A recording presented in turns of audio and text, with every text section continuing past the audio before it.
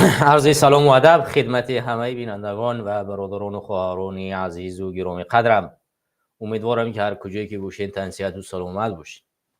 شما رو به برنامه ششم قدرت و حقیقت خوش آمدید میگویم. با شما هستم عبیدالله سیدی و امروز چند ساعت در حضور شما قرار خواهیم گرفت و پیرامون موضوعی خیلی مهمی که برای ما یادداشت او بسیار ارزشمند است قرار خواهیم گرفت و صحبت خواهیم کرد. همدیاران و هموطنان عزیز و گرامی قدرم، پیش از آنکه به موضوع مردم ولایت مختار کوهستان بدخشان یک روز غمگین بر بگردیم، من چند نکته را پیرامون برنامه صحبت خواهم کرد و پیرامون موضوعی دیگر و بعدا برمیگردیم به موضوع ولایت مختار کوهستان بدخشان و انشالله که موضوع را با هم پیش خواهیم برد. همدیاران عزیز، همونطور که در برنامه گذشته با شما ذکر کردم، متاسفانه رهبر حرکت سیاسی گروه 24، رهبر زندانی حرکت سیاسی گروه 24 در این هفته از روز اولین خود را در پشت پنجره گذراندن. من در سامانه جوانان برای احیای تاجیکستان مطلب‌های را پیرامون روز میلاد سهراب ظفر ذکر کردم، بیان کردم. شما میتوانید از صفحه جوانان برای احیای تاجیکستان چی از یوتیوب چی از فیسبوک این معلومات رو دسترس کنید و بخونید. بسیار یک مطلب تحقیقی نوشته شده است از روز آغاز فعالیت این برادر و منم چند نقطهش رو در اینجا ذکر میکنم و بعدا برمیگردم به موضوعی که ما گذاشتیم در این برنامه. برادر ما سهراب ظفر، راهبر زندانی حرکت سیاسی گروه 24 که بار اول در شبکه زیلا در سال 2014 پیدا شد و تنها یک سوال کرد که برادران ملاقات کی و در کجا انجام داده می شود و پیش از این حرف اصلا برادر سهراب ظفر را در این سامان ها کسی نمیشناخت، نمیدانست و حتی در همون زیلا کانالی که ما در اوجا مدیراتور بودیم و صحبت میکردیم آشنایی نداشتیم و ما تصمیم داشتیم روز جمعه در نزد مسجد پرسپینگ میری شهر مسکو ملاقات کنیم و ما اون آدرس برای ایشان دادیم و گفتیم که در ببخشید بچه‌ها با سبب بیماری که مشکل میاد، ما در نزد مسجد پرسپینگ میر روزی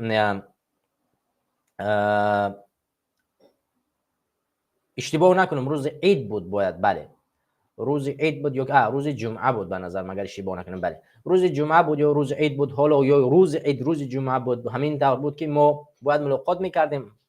نه یادم زد روز عید بود، ما باید ملاقات میکردیم در اینجا در روز عید و بچه‌ها را دعوت میکردیم. همون یک میدانی بود که در اون میدان ما دعوت خود را میگذراندیم، اونجا جمع میشدیم که متاسفانه با سبب اینه که راه‌ها را بستن و ما نتوانستیم مردم رو در یک سمت جمع کنیم و اون جایی که ما همیشه قرار میگذاشتیم نشد و راه‌ها بسته شد با سبب عید. شما میدونید در مسجد پرسپینگ میری شهر مسکو این مشکلات به پیش می اومد و من همین قدر در زیلا برادر سهراب آوازش صداش یادم هست که برآمد گفت که برادر شما هم میایین نمیایین، ما در اینجا انتظاریم. بعد بسیار عصبی هم شده بودن. من براش گفتم که برادر آرامتر شوین و شما وضعیت همون منطقه رو ببینید که ما نتوانستیم مردم رو در یک جا جمع کنیم به خاطر که راه بسته شد.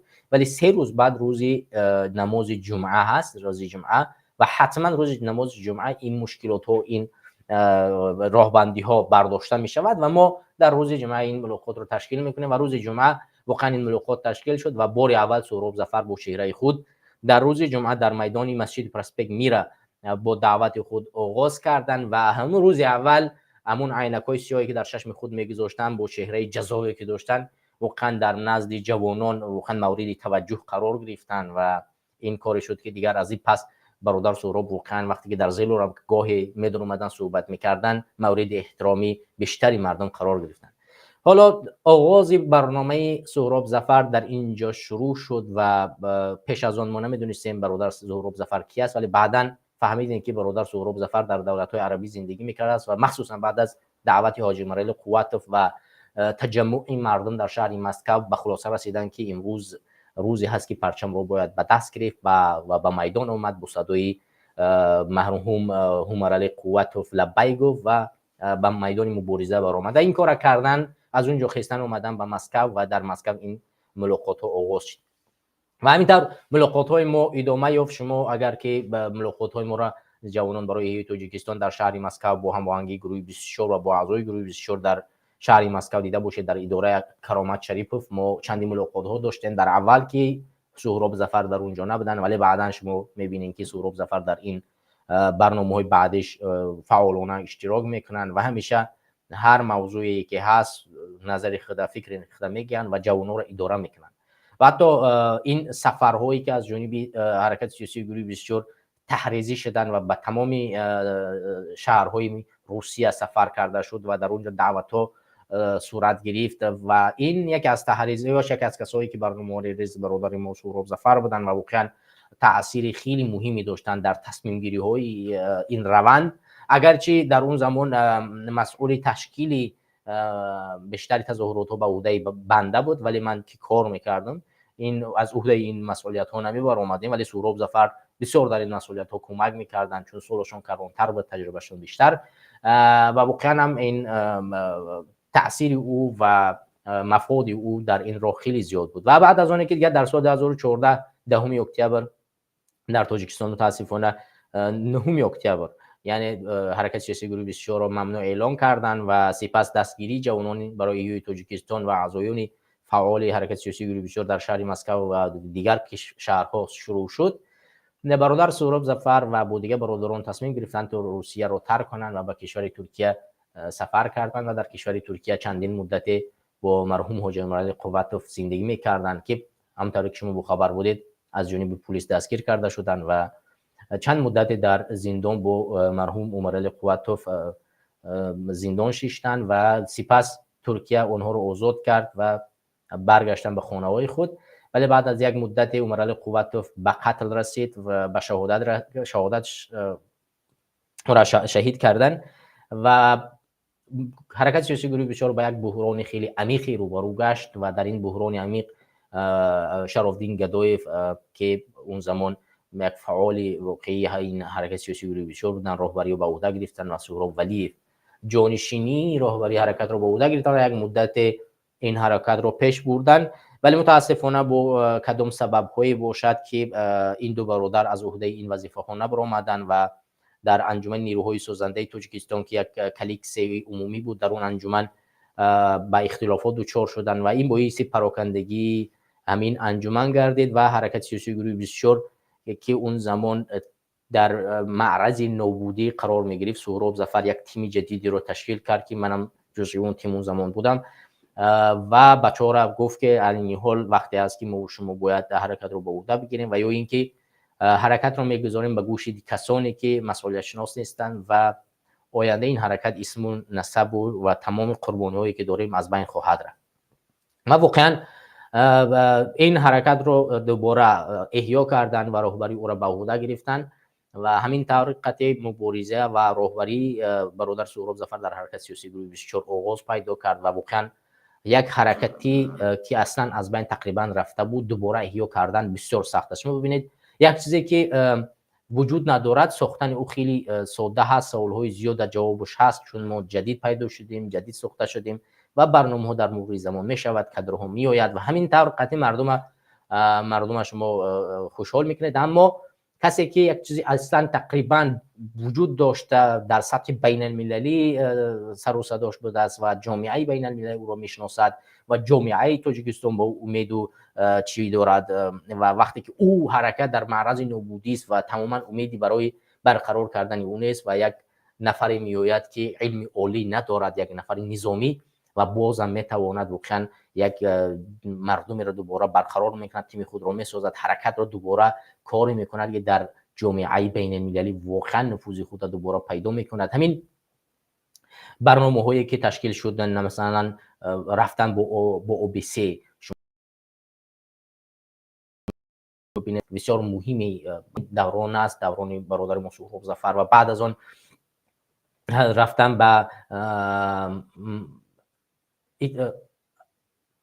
پارلمان اتحادیه اروپا در دوران برادر ما سهراب ظفر و دهها کارهای دیگه انجام شد و خصوص این تخم زدن به ماشین دیکتاتور امامعلی رحمانوف که بسیار سر و صداها را نه تنها در داخل تاجیکستان بلکه در خارج تاجیکستان بسیار وسیع و بلند چی کرد. این بسیار چیزی مهمی بود برای مخصوصا برای برادر ما سهراب ظفر که توانستن واقعا چون این کار کنن که در عرصه بین المللی واقعا این چیز تاثیر خیلی بزرگ داشت و این باعث گشت که برادر ما سهراب ظفر موردی یعنی تهدیدی بزرگتری قرار بگیرد و این تهدیدها توجهی واقعا به اون متاسفانه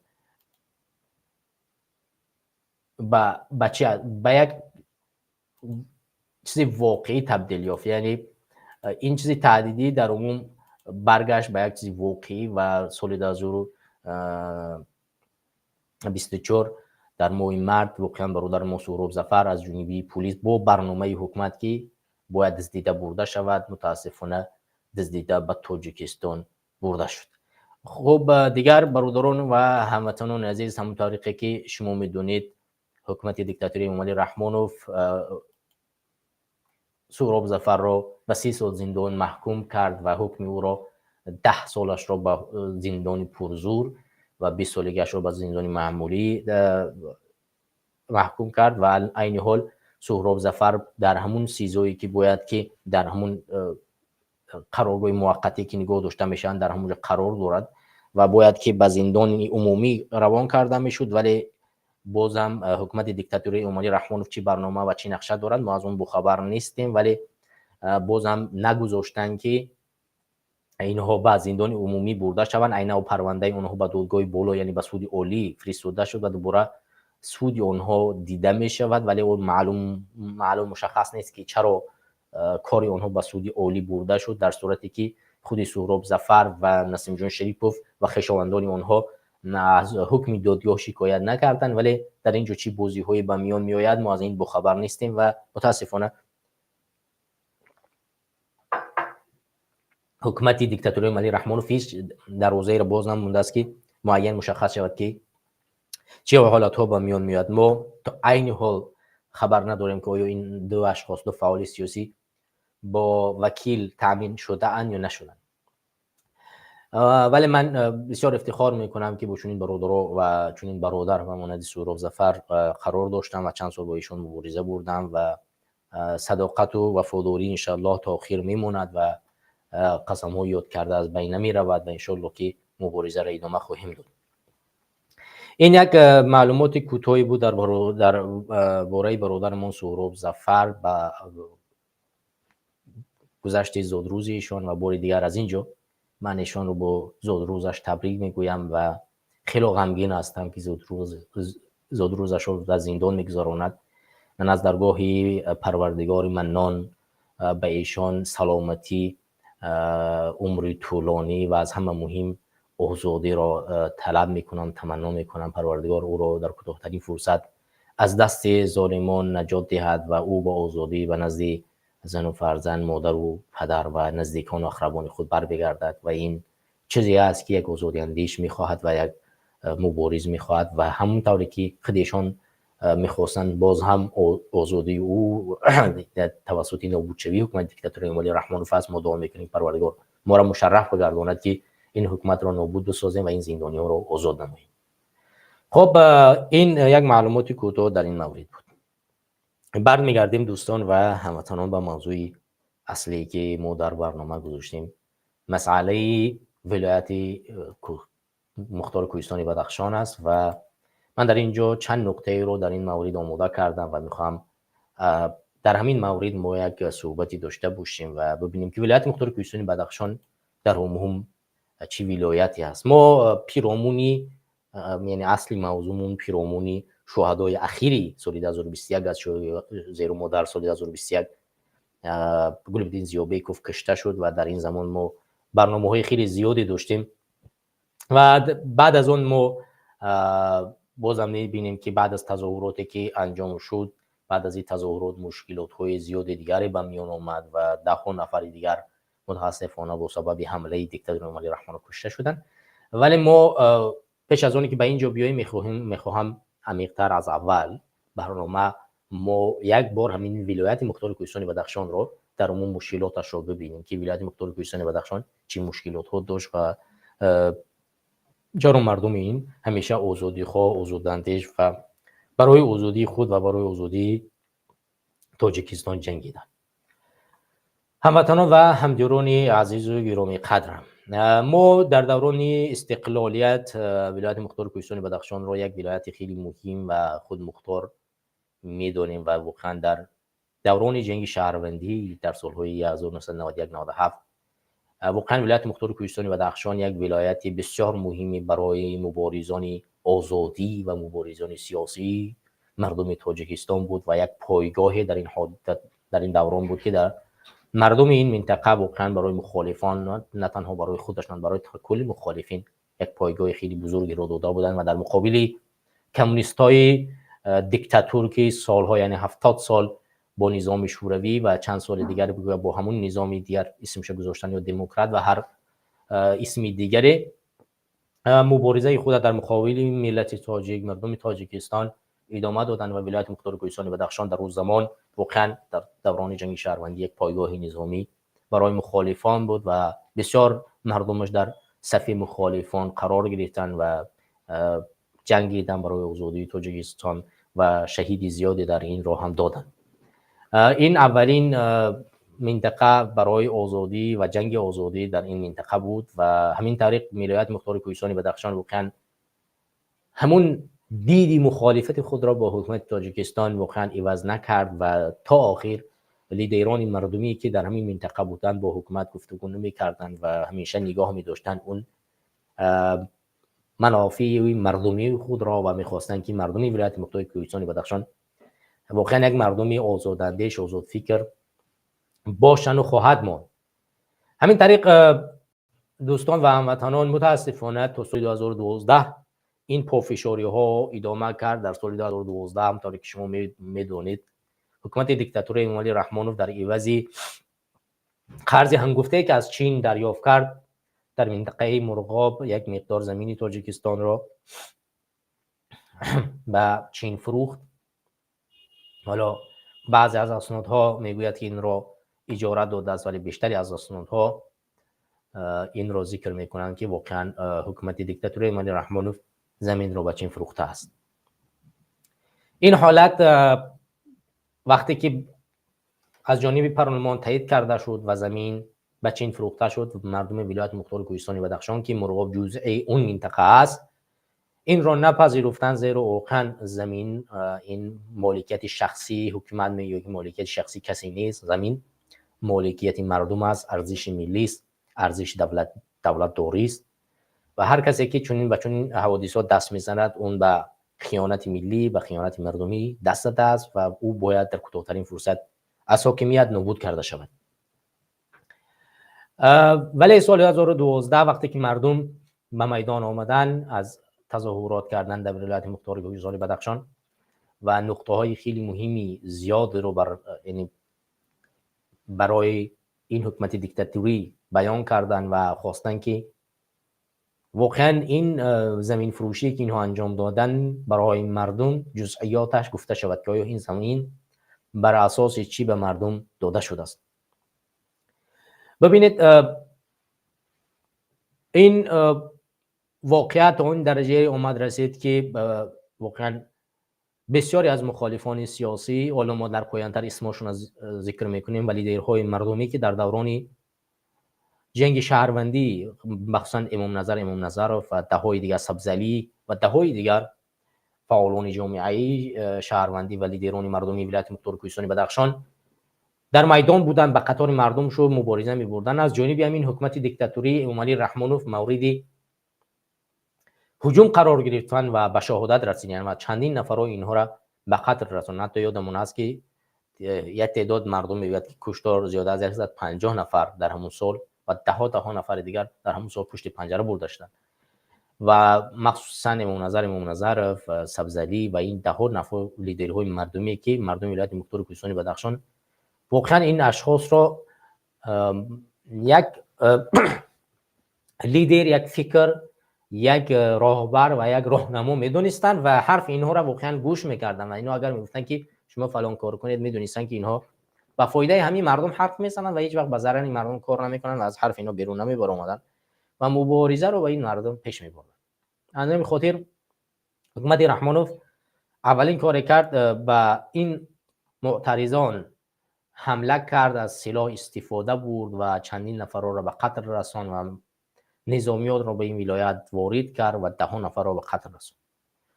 باز هم لیدران دیگری باقی مانده بودند، اگرچه بیشتری اشخاص با نفوذ این ولایت مختار کوهستان بدخشان، یعنی در سال 2012 در درگیری در ولایت مختار کوهستان بدخشان در شهر خاروق واقعا این افراد متاسفانه کشته شدند و همین طورم یک گنرال حکومتی در سال 2012 نیز کشته شده بود، اگر اسمش یادم باشد عبدالله نظرف اگر اشتباه نکنم، و حکومت این را بهانه کرد و باز نیروهای خود وارد ولایت مختار کوهستان بدخشان کرد و 10 نفر را در اینجا بیگناه به قتل رساند.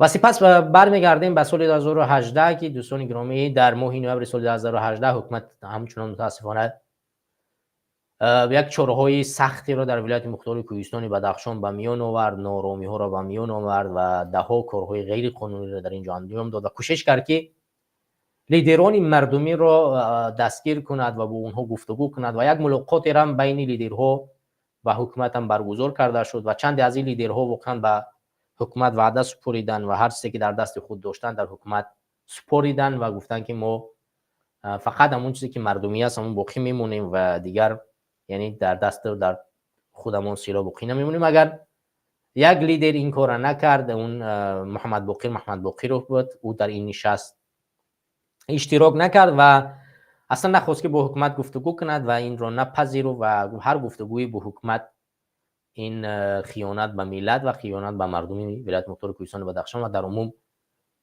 خیانت به تمامی مردم تاجیکستان است. و بعد از یک مدت ما دیدیم که تمام این لیدرهایی که به حکومت گفتگو کردن از ولایت مختار کوهستان بدخشان با بهانه‌های گوناگون، با اتهام‌های گوناگون از جانب خودی همین حکومت دستگیر کرده شدند و پشت پنجره برده شدند، مگر تنها محمد باقیرov که این رو نپذیرفته بود و میدونست که عاقبت چنین یک کار خیانت است و واقعا هم این کار نکرد، یعنی با حکومت همکاری نکرد. خب وقتی که با حکومت همکاری نکرد، حکومت راهها و چاره‌هایی میجوست که بتواند چکار کند این نفر رو به قتل برساند. خب مشکلات دیگر حوادث سال 2021 است. دوستان و هموطنان عزیز، در سال 2021 اگر که اشتباه نکنم در 25 نوامبر، همینطوری که من یک مقاله دیروز در همین مورد در سامانه رسمی جوانان برای تاجیکستان در فیسبوک و یوتیوب نوشتم. در سال 2021 متاسفانه مشکلات در ولایت مختار کوهستان بدخشان به میان آمد و یک بدبخت اسمش یادم نیست از پروکراتورا و وقتی یک جوان دختری ولایت مختار کوهستان بدخشان به اداره این میآید و از این کدام شناسنامه رو عوض کردن است یا اسم رو عوض کردن است، حالا جزئیات اون رو من نمیدونم، ولی وقتی که میاد به اداره پلیس و میگوید که چنین اسنادها رو باید دیگر کرد و در همون برنامه حکومت که یعنی از دیگر مناطق و دیگر مناطق رو یک ملی سر میارد، همین نمیدونم از ولایت خوجند بود، از سوق بود یا از ختلان، دقیقا همون انسان رو نمیدونم از کجاست، ولی در عوض تغییر دادن همون اسناد یا که برد کردن کار همین زن، این ملیسه حکومتی، این منافق بدبخت طلب میکند که برای قطعی من یعنی همخوابه میشوی و همون خواهشات جنسی ما رو برآورده میکنی و من با تو این کار رو انجام میتیم و کاری تو رو بود میکنم. این دختر میآید همین شکایت در همین جوانان ولایت مختار کوهستان بدخشان انجام میتید و مخصوصا گلبدین زیوبکوف یک ورزشگر و یک نفر بسیار ماهر این حرف رو ناموسش نمیبردارد و دیگر جوانان رو اطراف خود جمع میکند و میرود همین کارگر امنیت یا کارگر دیگر وزارت کارهای داخلی است، دقیقاً حالا معلومات جزئیاتش دست نیست، این را دستگیر میکنند و میارن یک جا، از این بازپرسی میکنند در مابین مردم که چرا تو دست درازی میکنی به یک دختر، چرا وقتی که با اداره دولتی، خانه خودشون اداره دولت خانه مردم است و نظارتگری مردم است، وقتی که میرود برای یک کار عادی است، تو در عوض کار عادی از او طلب میکنه که بیا با من همخوابه شه یا که فلان کار دیگر رو انجام بدی و من بعد کار تو را بود میکنم. ده ها دختر ما هم امروز در تاجیکستان متاسفانه مشکل این دوچار میشوند.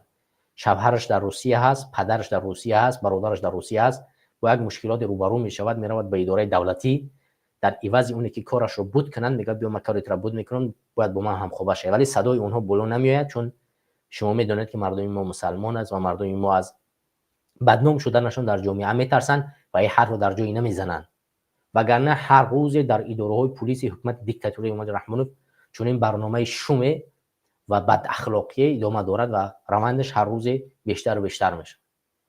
و وقتی که گلبدین زیوبکوف این کار رو انجام میدهد و از او بازپرسی میکنند، نوارش در شبکه‌های اجتماعی هم هست، این به مقامات پسند نمیآید، به حکومت دیکتاتوری امام رحمانوف پسند نمیآید که یک کارمند امنیت یا کارمند دولتی مورد بازپرسی مردم قرار میگیرد و در حالی که یک حکومت مردمی باید چنین قضیه ها را خودش بررسی کند و بیاید کسانی که به مردم دست درازی میکنند، مخصوصا به زنهای مردم، میآید چیکار میکند؟ اون کارمند دولت را چیکار میکند؟ 10 برابر حکمشان محکوم میکند که کارمند دولت یک انسان عادی حرف بزند اون شاید جزاش کمتر باشد، کارمند دولت باید 10 برابر جزاش زیادتر باشد.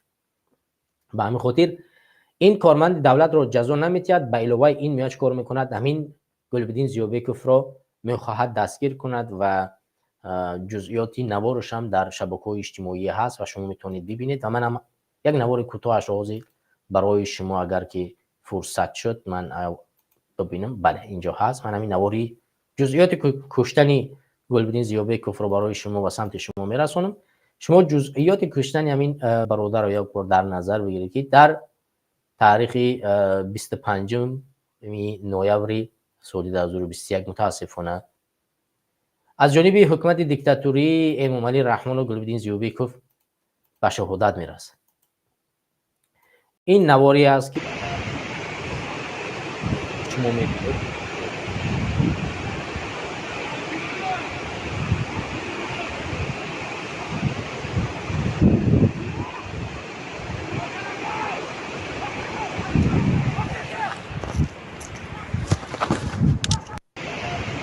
همونطور که شما میبینید گلبدین زیوبکوف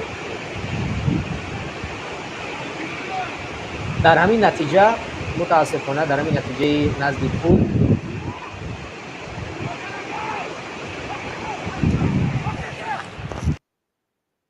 اول دستگیر کرده می شود و سپس متاسفانه به خطر رسانیده می شود و با تیر طرفش. حتی بعضی از معلومات ها میگویند که وقتی او را با تیر میزنن او زنده است و میان بازم دوباره با دروش چند تیر دیگه خالی میکنن و اون را به رحمانه حکومت دیکتاتوری امام رحمانوف به قتل میرسونه، به شهادت میرسونه. این قضیه باعث گشت که مادر گلبدین زیوبکوف یک زنی بسیار شجاع، یک زنی بسیار ناترس و قبلا هم معلمه کار کردگی است و چون این معلمه ها، چون این آموزگاران در تاجیکستان باید به حد زیادتر باشند و پایهای آنها بوسیده شود و قدر چون این مادرها دانسته شود.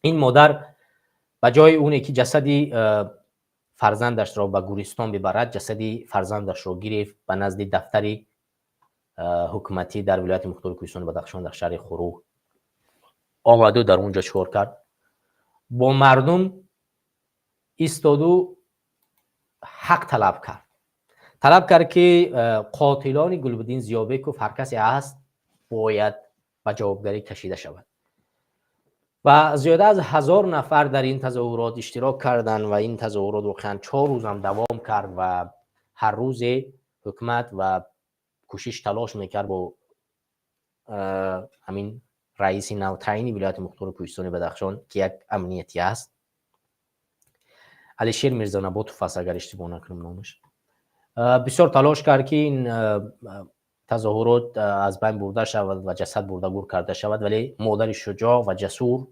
نگذاشت و ایستادگیش رو ادامه داد تا اون زمانی که حکومت دیکتاتور امامعلی رحمانوف تصمیم گرفت که با این مردم بازی کند و واقعا در روزهای اول کوشش کرد که با این مردم بازی کند و موفق هم شد و یک کمیسیه تشکیل کردن به نام کمیسیه 44 و گفتن که این کمیسیه برای به نظم درآوردن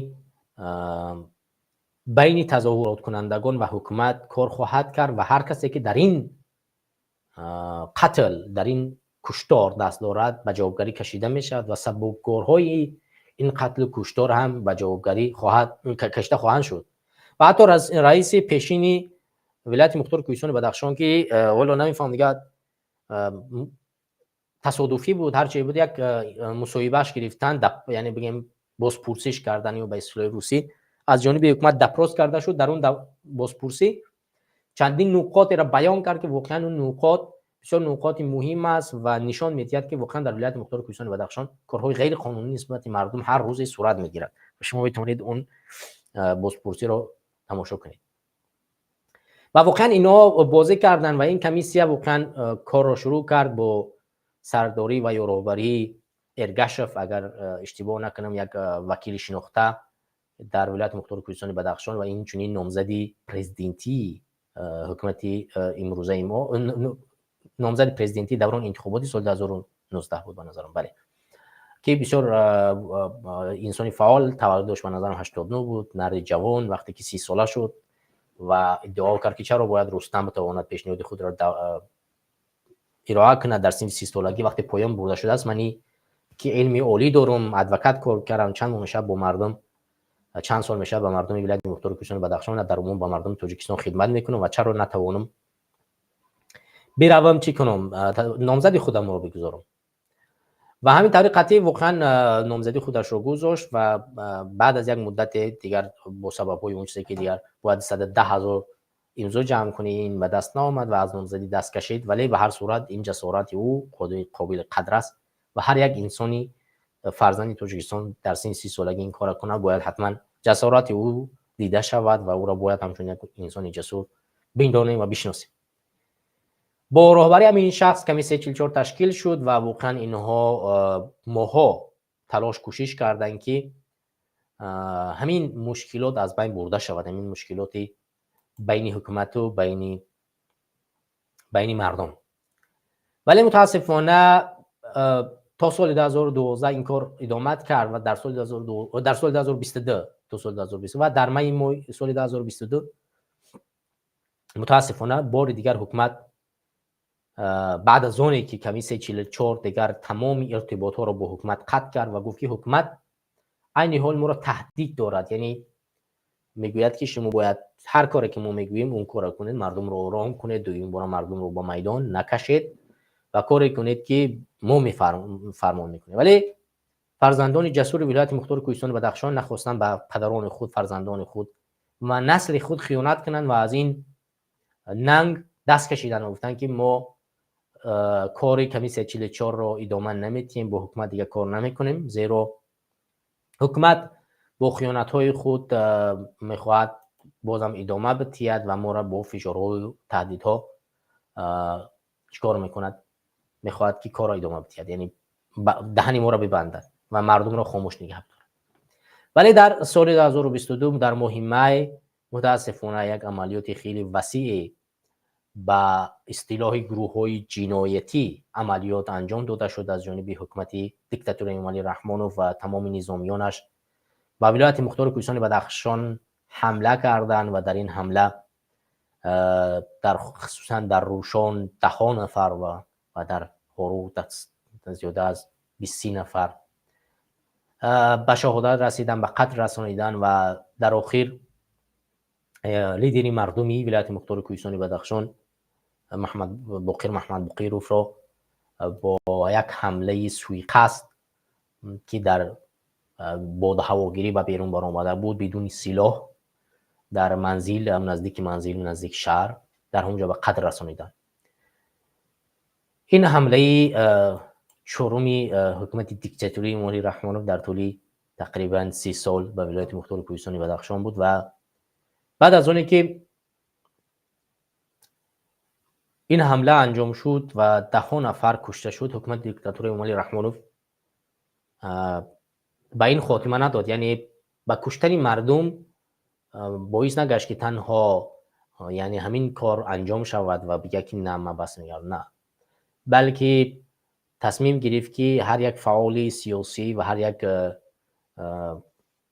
ساکن ولایت مختار کوهستان بدخشان که فکر مکمل خود را دارد و توانایی اندیشه پروری دارد، اندیشه پروازی دارد و میتواند فکر جامعه رو به خود جلب کند یا تغییر بدهد، او را چکار کرد؟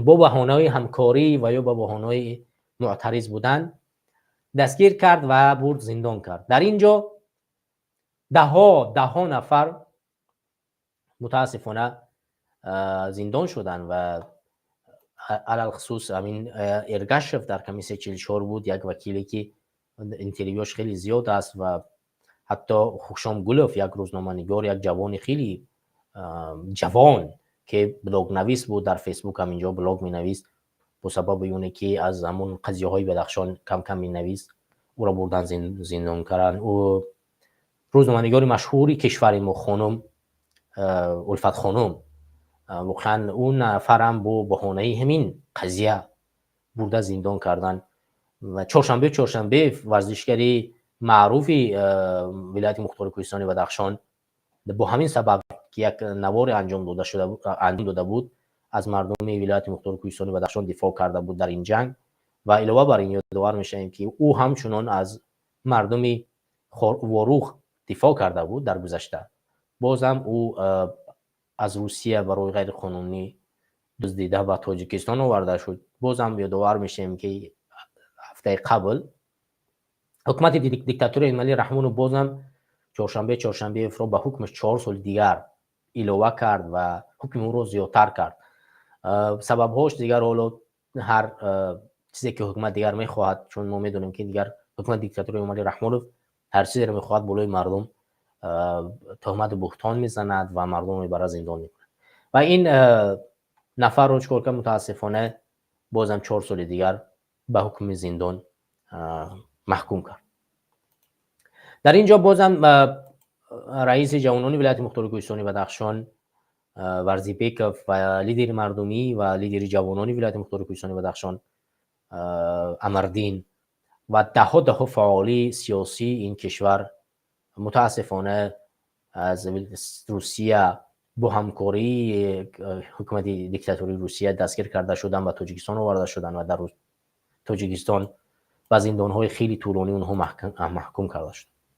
و یک بار دیگر یادآور میشویم که یاد همه اون شهدا علل خصوص امام نظرov که در تاریخ 22 آگوست سال 2012 از جانب همین حکومت دیکتاتوری امالی رحمانوف کشته شد، به شهادت رسانیده شد. یک فرزندی به ناموس این سرزمین، فرزندی که در دوران جنگ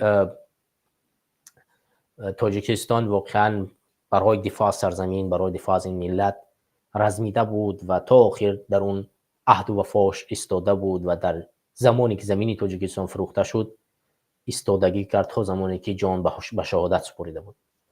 او واقعا یک از فرمانده‌های کلیدی و مهمی مخالفان همین حکومت در دوران جنگ شهروندی بود و باز هم با عهد و وفای خود هیچ وقت خیانت نکرد تا آخرین نقطه، یعنی تا زمانی شهادت جنگید با این حکومت و در زمانی که از سرزمین این ملت، از سرزمین تاجیکستان دفاع میکرد در سال 2012 در ماه آگوست تاریخ 22 متاسفانه با سلاح از جانب همین حکومت یک نفری ناشناس اومده و را چکار کرد، به یک نارنجک کشتش متاسفانه. نفری دیگری که یادش همیشه گرامی است این سبزعلی محمد روزیف است که یکی از بخشی ولایت مختار کوهستان بدخشان بود و اینچنین عضو فعال حزب نهضت اسلامی تاجیکستان هم بود. متاسفانه او هم در سال 2012 از جانب همین حکومت در همون مبین معترضان، حالا دیگه با سنایپر باشد، با هر یک طریق سلاحی که باشد، متاسفانه کشته شد و او با صحبت هایی که در تظاهرات سال 2012 داشت واقعا در دل هزارها تاجیکستانی ریشه دوانید. محبت او، شخصیت او، جسارت او واقعا در دل تمامی مردم باقی میماند. زمانی که زن ایشان واقعا یک مصاحبه دادن و نهضت یا حزب نهضت اسلامی تاجیکستان نیز درباره همین شخص یک مصاحبه دیگه هم دادن که با ایشان گفته بودند که در این تظاهرات اشتراک نکند. مشورت های لازمه را داده بودند که در اینجا تصمیم گرفته شده است که شما باید به قتل برسید، ولی به اینجا نروید. اگر رفتید هر کسی که میرد به قتل میرسد. حتی همسر ایشان هم در همون مصاحبه اش بازم گفتن که خودش میدونستن که اگر همین روز میروند شام برمیگردن یا نمیگردن. پیش از رفتن با ما خداحافظی میکردن که من میرم شاید بر نگردم.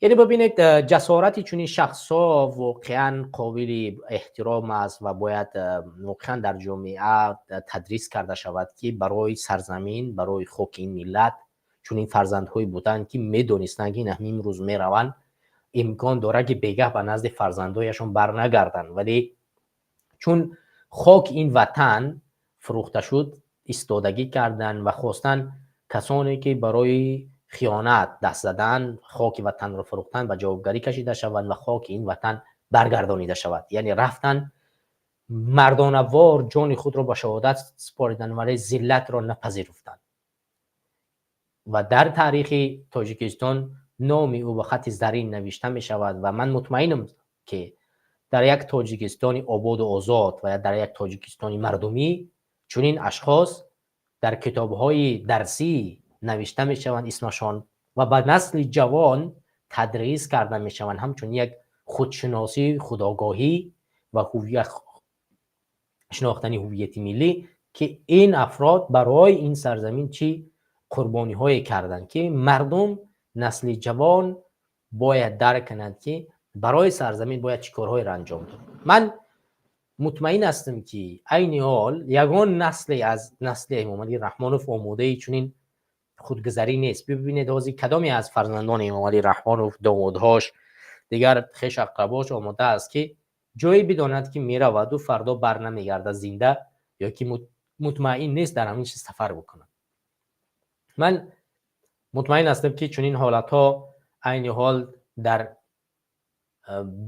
بیشتری مردم تاجیکستان دیده نمیشه و اونها آماده چنین کار نیستند. ولی قهرمان های مانند سبزعلی واقعا قهرمان های ناتکرار بودند و هستند و در قلب ما باقی میمونند. اگرچه آنها جان خود را به جبار سپاریدند ولی شهادت آنها، حضور آنها همیشه در قلب ما هست، یاد آنها در قلب ما هست و با یاد خود آنها همیشه در قلب مردم تاجیکستان زنده هستند و زنده میمونند. همینطور در تاریخ 18 می سال 2022 یکی از فعالان همین مقاومت روشن، میتونیم بگیم که بسیار در روشن مقاومت زیاد نشان داده بود در ولایت مختار کوهستان بدخشان، شیرین بک روزیف نیست کشته شدند و این چنین دوستان و هموطنان عزیز در سال 2022 نیز با کشته شدن گلبدین زیابکوف در 25 نوامبر سال 2021 که تظاهرات آغاز شد و این حمله آغاز شد در تاریخ 22 می سال 2022 متاسفانه آخرین لیدر، آخرین مردی امید آزادی، نه تنها مردم ولایت مختار کوهستان بدخشان، امید آزادی تاجیکستان که یک تعداد انسان ها با حضور آنها در تاجیکستان یک تاجیکستان دیگری را می دیدن که امیدی برای دیگرگونی و دیگر اندیشی بود، نگاهی امیدی برای یک زندگی با عزت را داشت. ولی در تاریخ 22 می متاسفانه در سال 2022 آخرین لیدر، آخرین مرد، آخرین فرزند این ملت محمد باقیروف متاسفانه از طریق سوی قصد کشته شد و جان به جبار سپرید و این قضیه باعث گشت که دیگر مردم ولایت مختار کوهستان بدخشان بعد از شهادت شدن راهبرشان امید خود را از دست بدهند، راهبر خود را از دست بدهند و همین طریق ده ها نفر دیگر در اینجا به قتل رسانیده شد و مردم دستگیر کرده شد، زندان کرده شد و این ولایت عین حال و همون منطقه‌ای که در دوران سال 2010 در غرم یعنی به خاک یکسان کردن و عین حال چاپلوس خانه‌ای امام علی رحمانوف تبدیل یافته است. ولایت مختار کوهستان بدخشان رو امروز و یک چاپلوس خانه حکومت دیکتاتوری امام علی رحمانوف به خانه رقص و سرود، به خانه موسیقی و تبلک و دوتاری فرهنگی خانوادگی امام علی رحمانوف تبدیل دادن و عین حال در ولایت مختار کوهستان بدخشان همین سال در روز استقلال، در جشن استقلال که امام علی رحمانوف با اونجا سفر داشت، نگاه نکرده با قتل و کشتار با شهادت شدن هزارها نفر دختر بچگانی از 10 ساله بالا در میدان شهر خاروق و روشان و دیگر شهرها جمع کرده شدن و برای امام علی رحمانوف رقصیدن، سرود خواندن، خندیدن و موسیقی بلند را گذاشتن و غم آن مادرها و غم آن همسران، غم آن دختران و بچه ها و پدرانی که نزدیکان خود را از دست دادن نخوردن و برای امام علی رحمانوف خوشحالی کردن، تعریف و توصیف کردن. حتی کار به جایی رسید که در همین ولایت در حضور امام علی رحمانوف از دختران خیلی خرد استفاده کردن، در حضور رحمانوف حرفای زدن، تعریف و توصیف کردن که گویا که یکی از نفرهای مهم و نجات دهنده مردم ولایت مختار کوهستان بدخشان در عموم در تاریخ وجود داشت و هیچ کسی مانند امام علی رحمانوف به مردم ولایت مختار کوهستان بدخشان خدمت نکرده است و یگانه کسی که برای این مردم صفا آورد، برای این مردم آزادی آورد، برای این مردم زندگی آورد، برای این مردم رزق و روزی آورد، این امام علی رحمان شریپوویچ است، رحمانوف شریپوویچ. اما ما میبینیم که متاسفانه از حال کمیسیون 44 و کسانی که پشت پنجره رفتن تا عین حال معلومات زیادی نشر نمی شود و باری اخیر از چهارشنبه فعال ورزشی که آخر زندان شده بود تنها یک خبری نشر شد که گویا 4 سال دیگر به حکم او علاوه کردن، ولی فعالان دیگر به مانند عبدالستار غربتوف عضوی کلیدی همین کمیسیون 44، گلفرخانم محمدشایف روزنامه‌نگار مشهور کشور ما، خودی محمد زایر جابرف مثلا، او اون جوان دیگری که خوشقدم قدرت اگر اشتباه نکنم خوشام جانی بود در فیسبوک نامش علی یادم نیست، اسم اینها عین حال در هیچ جای گرفتن نمی شود و طبیعتا ما نمیدونیم که عین حال حالت این کمیسیون 44 که عبارت از 44 نفر بود و آنها دستگیر کرده شدن در کدام حالت قرار دارن. حتی با یک بیانیه تشکیلات های حقوق بشر و کشورهای ابرقدرت جهان که ادعاهای دموکرات و دفاع از دموکرات و آزادی بشر میکنن، یک بیانیه نشر کردن و در این بیانیه حتی اسمی همین اشخاص را پیدا نکردن، یک اسمی خیلی کوتاه از 3-4 نفر اونها اسم بردن، فقط کسانی که در رشته روزنامه نگاری و یا در رشته دفاع حقوقی یا که ادوکاتی کار میکردن، از اسم اونها فقط یاد کردن که ادوکات ها و روزنامه نگاران باید آزاد کرده شوند، ولی متاسفانه تا امروز یگان تصمیم دقیق از جانب یگان کشور ابرقدرت، از جانب یگان سازمان با نفوذ، یگان پیشنهادی تصمیم جدی برای کشورهای ابرقدرت نشده است و گرفته نشده است. شما ببینید وقتی که یک حکومت میره در یک ولایت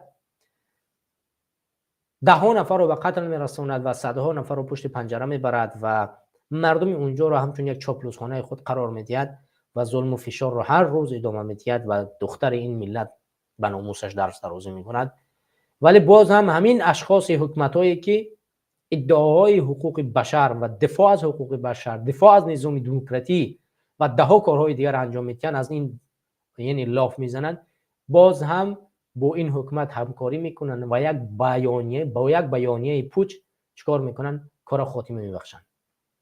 با یک بیانیه‌ای که اون بیانیه را منم نشر کردن میتونم. خب دیگه می نویسیم که ما از همین مشکلاتی امروزه که در ولایت مختار کوهستان بدخشان توسط حکومت دیکتاتوری امامی رحمانوف انجام شد ناراضی هستیم و طلب میکنیم که در کوتاه‌ترین فرصت از قانون‌های بین المللی و حقوق انسان حمایت کنن و پابند اون باشن و کوشش کنن که دیگر مردم را زندان نکنن و اون کسایی که در قتل کشتار دست دارن اونها با جزا کشیده شوند و کسانی که زندان شدن اونها را آزاد کنید. خب این بیانیه را منم میتونم بنویسم بگم به زبان مرد، کار دیگر هم بکنم. یک بیانیه نشر کردن برای کشورهای حامی حقوق که خود را این طور اسم میبرند واقعا باعث ننگ و شرم است. من حالا دیگه هر نفری که این حرفی مرا میشنود و بعدا هم قیچی میکند با دیگر زبانهایی که در همون کشورهایی که میشنوند و گوش میکنن و سیاست تاجیکستان را کمی یک نظر میکنن و یک جالبیت در اونجا دارن، گوش کنن و بفهمن که ما مردم تاجیکستان با یک بیانیه قانع نمی کنیم، باید تصمیم ها گرفته شود. ما میدانیم که اگر شما یک تحریم جدی در مقابل همین دیکتاتور امامی رحمانوف بگیرید، دیکتاتور امامی رحمانوف مطمئن باشد که با تمام درخواست ها و طلب های شما عملی میکند. ببینید سازمان ملل متحد بیانیه را نشر کرد و اسم های اشخاص را نشر کرد که آنها با افکار سیاسی خود در تاجیکستان زندان شدند و باید در کوتاه‌ترین فرصت آنها آزاد کرده شوند. از جمله الفت خانم در اون لیست هست، مقصود ابراهیموف رهبر جوانان برای تاجیکستان هست، در اون لیست محمد علی حیید معاون رئیس حزب نهضت اسلامی تاجیکستان هست و ده ها نفرهای دیگر، بزرگمیر یوروف حقوق شناس مشهور کشور ما و ده ها نفر دیگر اسمشون هست ذکر کرده شده است. ولی چرا تو امروز حکومت دیکتاتوری امامی رحمانوف این طلب را اجرا نمی کند؟ زیرا یک فشار عملی در مقابل همین حکومت وجود ندارد. وقتی که ما یک فشار عملی را اجرا نمی کنیم، چگونه ما مطمئن باشیم که حکومت دیکتاتوری امامی رحمانوف مطمئنا میتواند طلب‌های سازمان ملل و یا هر یک سازمان دیگر را اجرا کند، یا اینکه بیانیه یک حکومت دیگر را که در وابسته به این آن قضیه در تاجیکستان نشر می شود اون را عملی کند. همین سال بانک جهانی پول به بازگشت به حکومت تاجیکستان سپارید. بانک جهانی از کجایی داره می شود؟ در دوران کووید 19 آلمان میدونی چقدر پول به تاجیکستان داد؟ مگر آلمان نمیدونست که در سال 2018 در سال 2012 در سال 2010 در تاجیکستان در این مناطق چه خبر گذشت؟ امریکا چقدر مبلغ را جدا کرد برای تاجیکستان؟ مگر امریکا نمیداند؟ و ده ها کشورهای دیگر. ما حتی به خاطر یک کار دقیق، ببینید هزارها حکومتداران تاجیکستان امروز در اروپا قصرها دارند، پولهای را همگفته را آوردن در شویتزر یا به زبان تاجیکی در سوئیس چیکار کردن؟ سرمایه گذاری کردن، در اونجا جمع کردن. آیا نمی شود یک تحریم ایجاد کرد و از پول دزدان برای ملت تاجیک استفاده بود، پول آنها را تحریم کردن، اینجا بس نگاه داشت؟ آیا نمی شود قصرهای دزدای اینها را آشکار کرد که ملت تاجیک اینها را بشناسد؟ یا که شما میخواهید حکومت‌های اروپایی امریکایی که پول مردمی جبردیده تاجیکستان دزدیده آورده در اینجا قصر خریده شود، پول در اینجا گذاشته شود تا سرمایه شما اقتصاد شما پیش برود، و یا اینکه هدفتون نابودی ملت و سرزمین تاجیکستان است که نمیخواهید یک تحریم ایجاد کنید که حکومت دیکتاتوری امامی رحمانوف چیکار کند؟ به زانو بزند. اگر 10 حکومتدار امامی رحمانوف تا این جانب سانکسیا یا اینکه تحریم کرده میشد، حکومت امامعلی رحمانوف امروز به زانو میشیش، کار را انجام دادن نمیتوانست. شما ببینید دولت های اول قدرت اروپایی توانستن هواپیماهای روسیه را برای هوایی یا فضایی تمام کشورهای اروپایی و کشورهای نفوذ زیر امریکا تحریم کنند. امروز هواپیماهای روسیه با کشورهایی که در اونجا نفوذ امریکا هست پرواز کردن نمیتواند. تحریمن. روسیه چقدر اقتصادش ضرر میبینن. اگر در تاجیکستان چنین کار شود که همین سامون ایر یکی از شرکت های دامادهای امامعلی رحمانوف حسن اسدالله در دزدیدن تمامی همین فعالان جامعه شهروندی از ولایت مختار کوهستان بدخشان دست دارد، از دزدیدن تمامی اشخاص فعالان سیاسی مخالفان دست دارد، ولی هیچ نفره چیکار نمیکند. متاسفانه دست درازی نمیکند.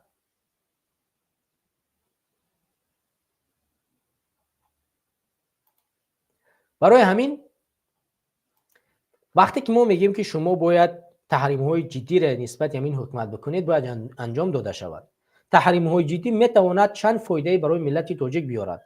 اول آشنایی به همین حاکمیت، یعنی شما اگر دزدی اینها را آشکار بکنید که واقعا در دست شما هست همین چیز، از پول هنگفته که اینا به خارج کشور میآیند شما برای ملت تاجیک آشکار کنید، مطمئن باشد که در قدم اول ملت تاجیک خودش میخزد اینا را از قدرت میگیرد.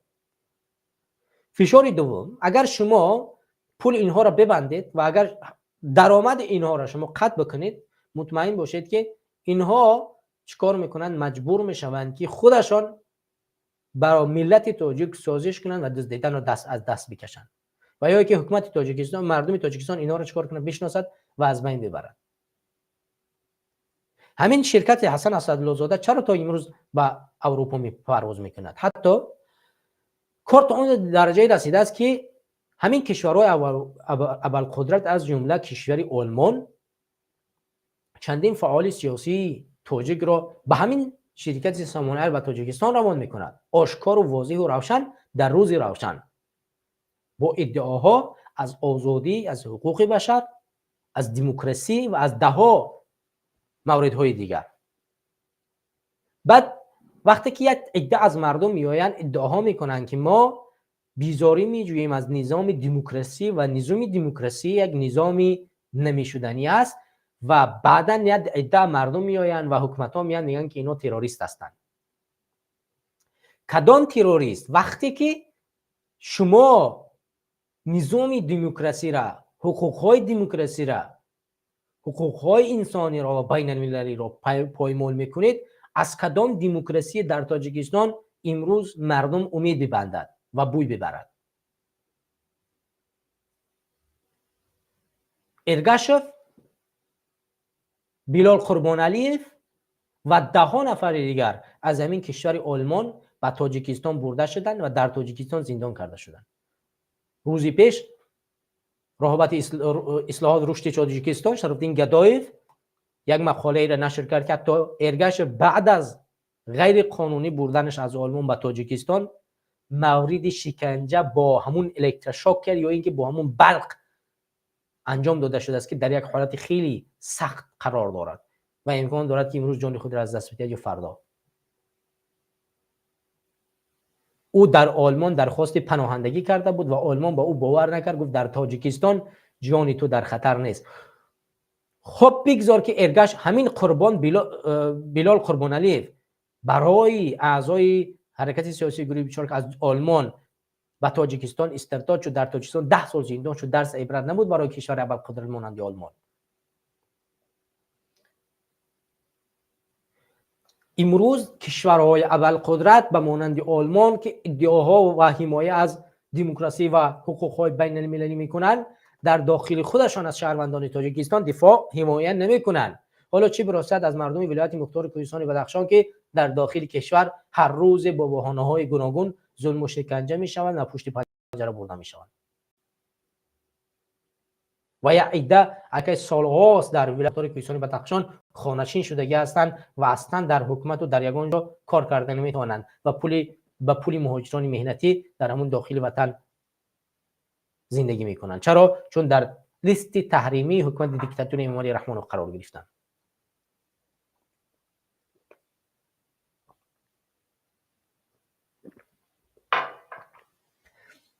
برای همین همیاران و هموطنان عزیز، ما با گزارش این معلوماتی که این حال یک ساعت در موردش صحبت کردیم، نمیخوایم از کشورهای اول قدرت طلب کنیم یا از تشکیلات های حقوق بشر طلب کنیم، چون در گذشته طلب ها زیاد شد و شما هم طبیعی که دیدید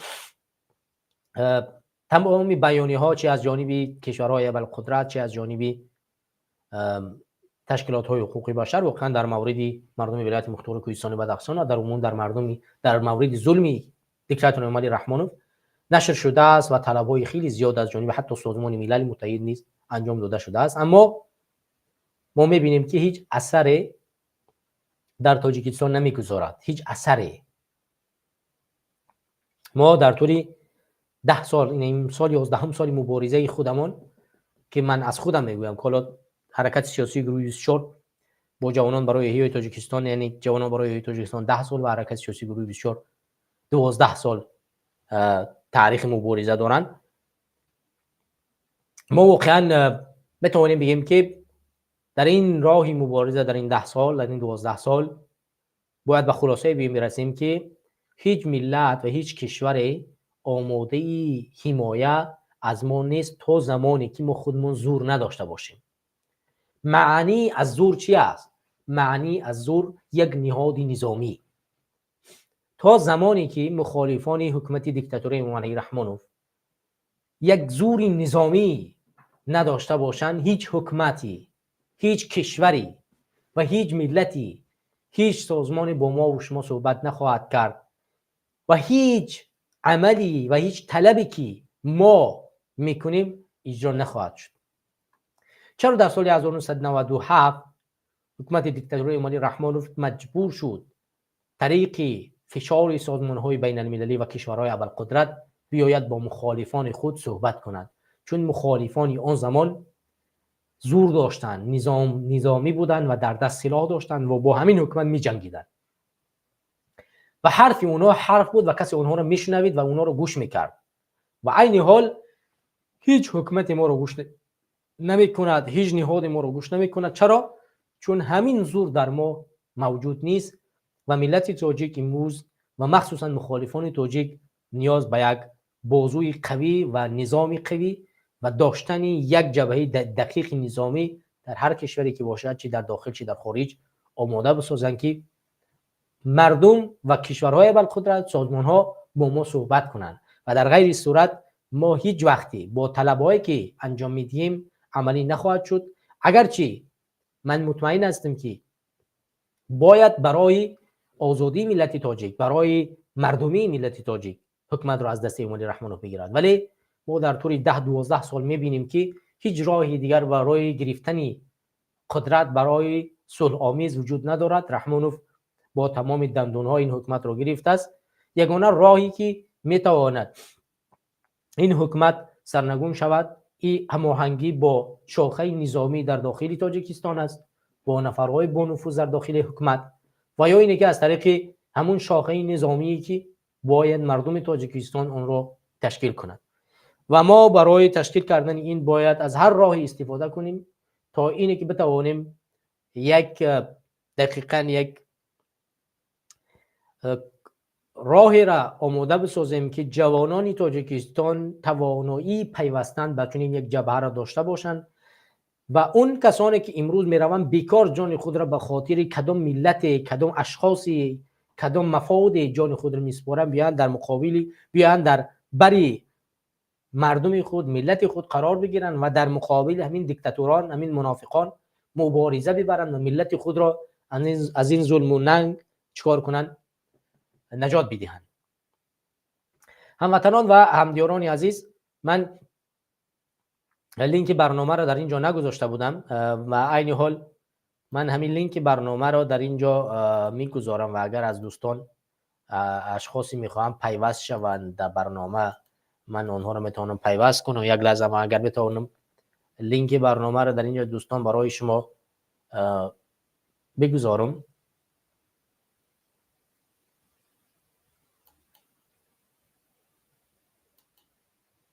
خب من این لینک برنامه رو برای شما دوستان بگذارم. اگر دوستان کسانی که میخواهند پیوست شوند، دوستان من لینک برنامه رو گذاشتم و در چت هم برای شما روان میکنم یک بار دیگر.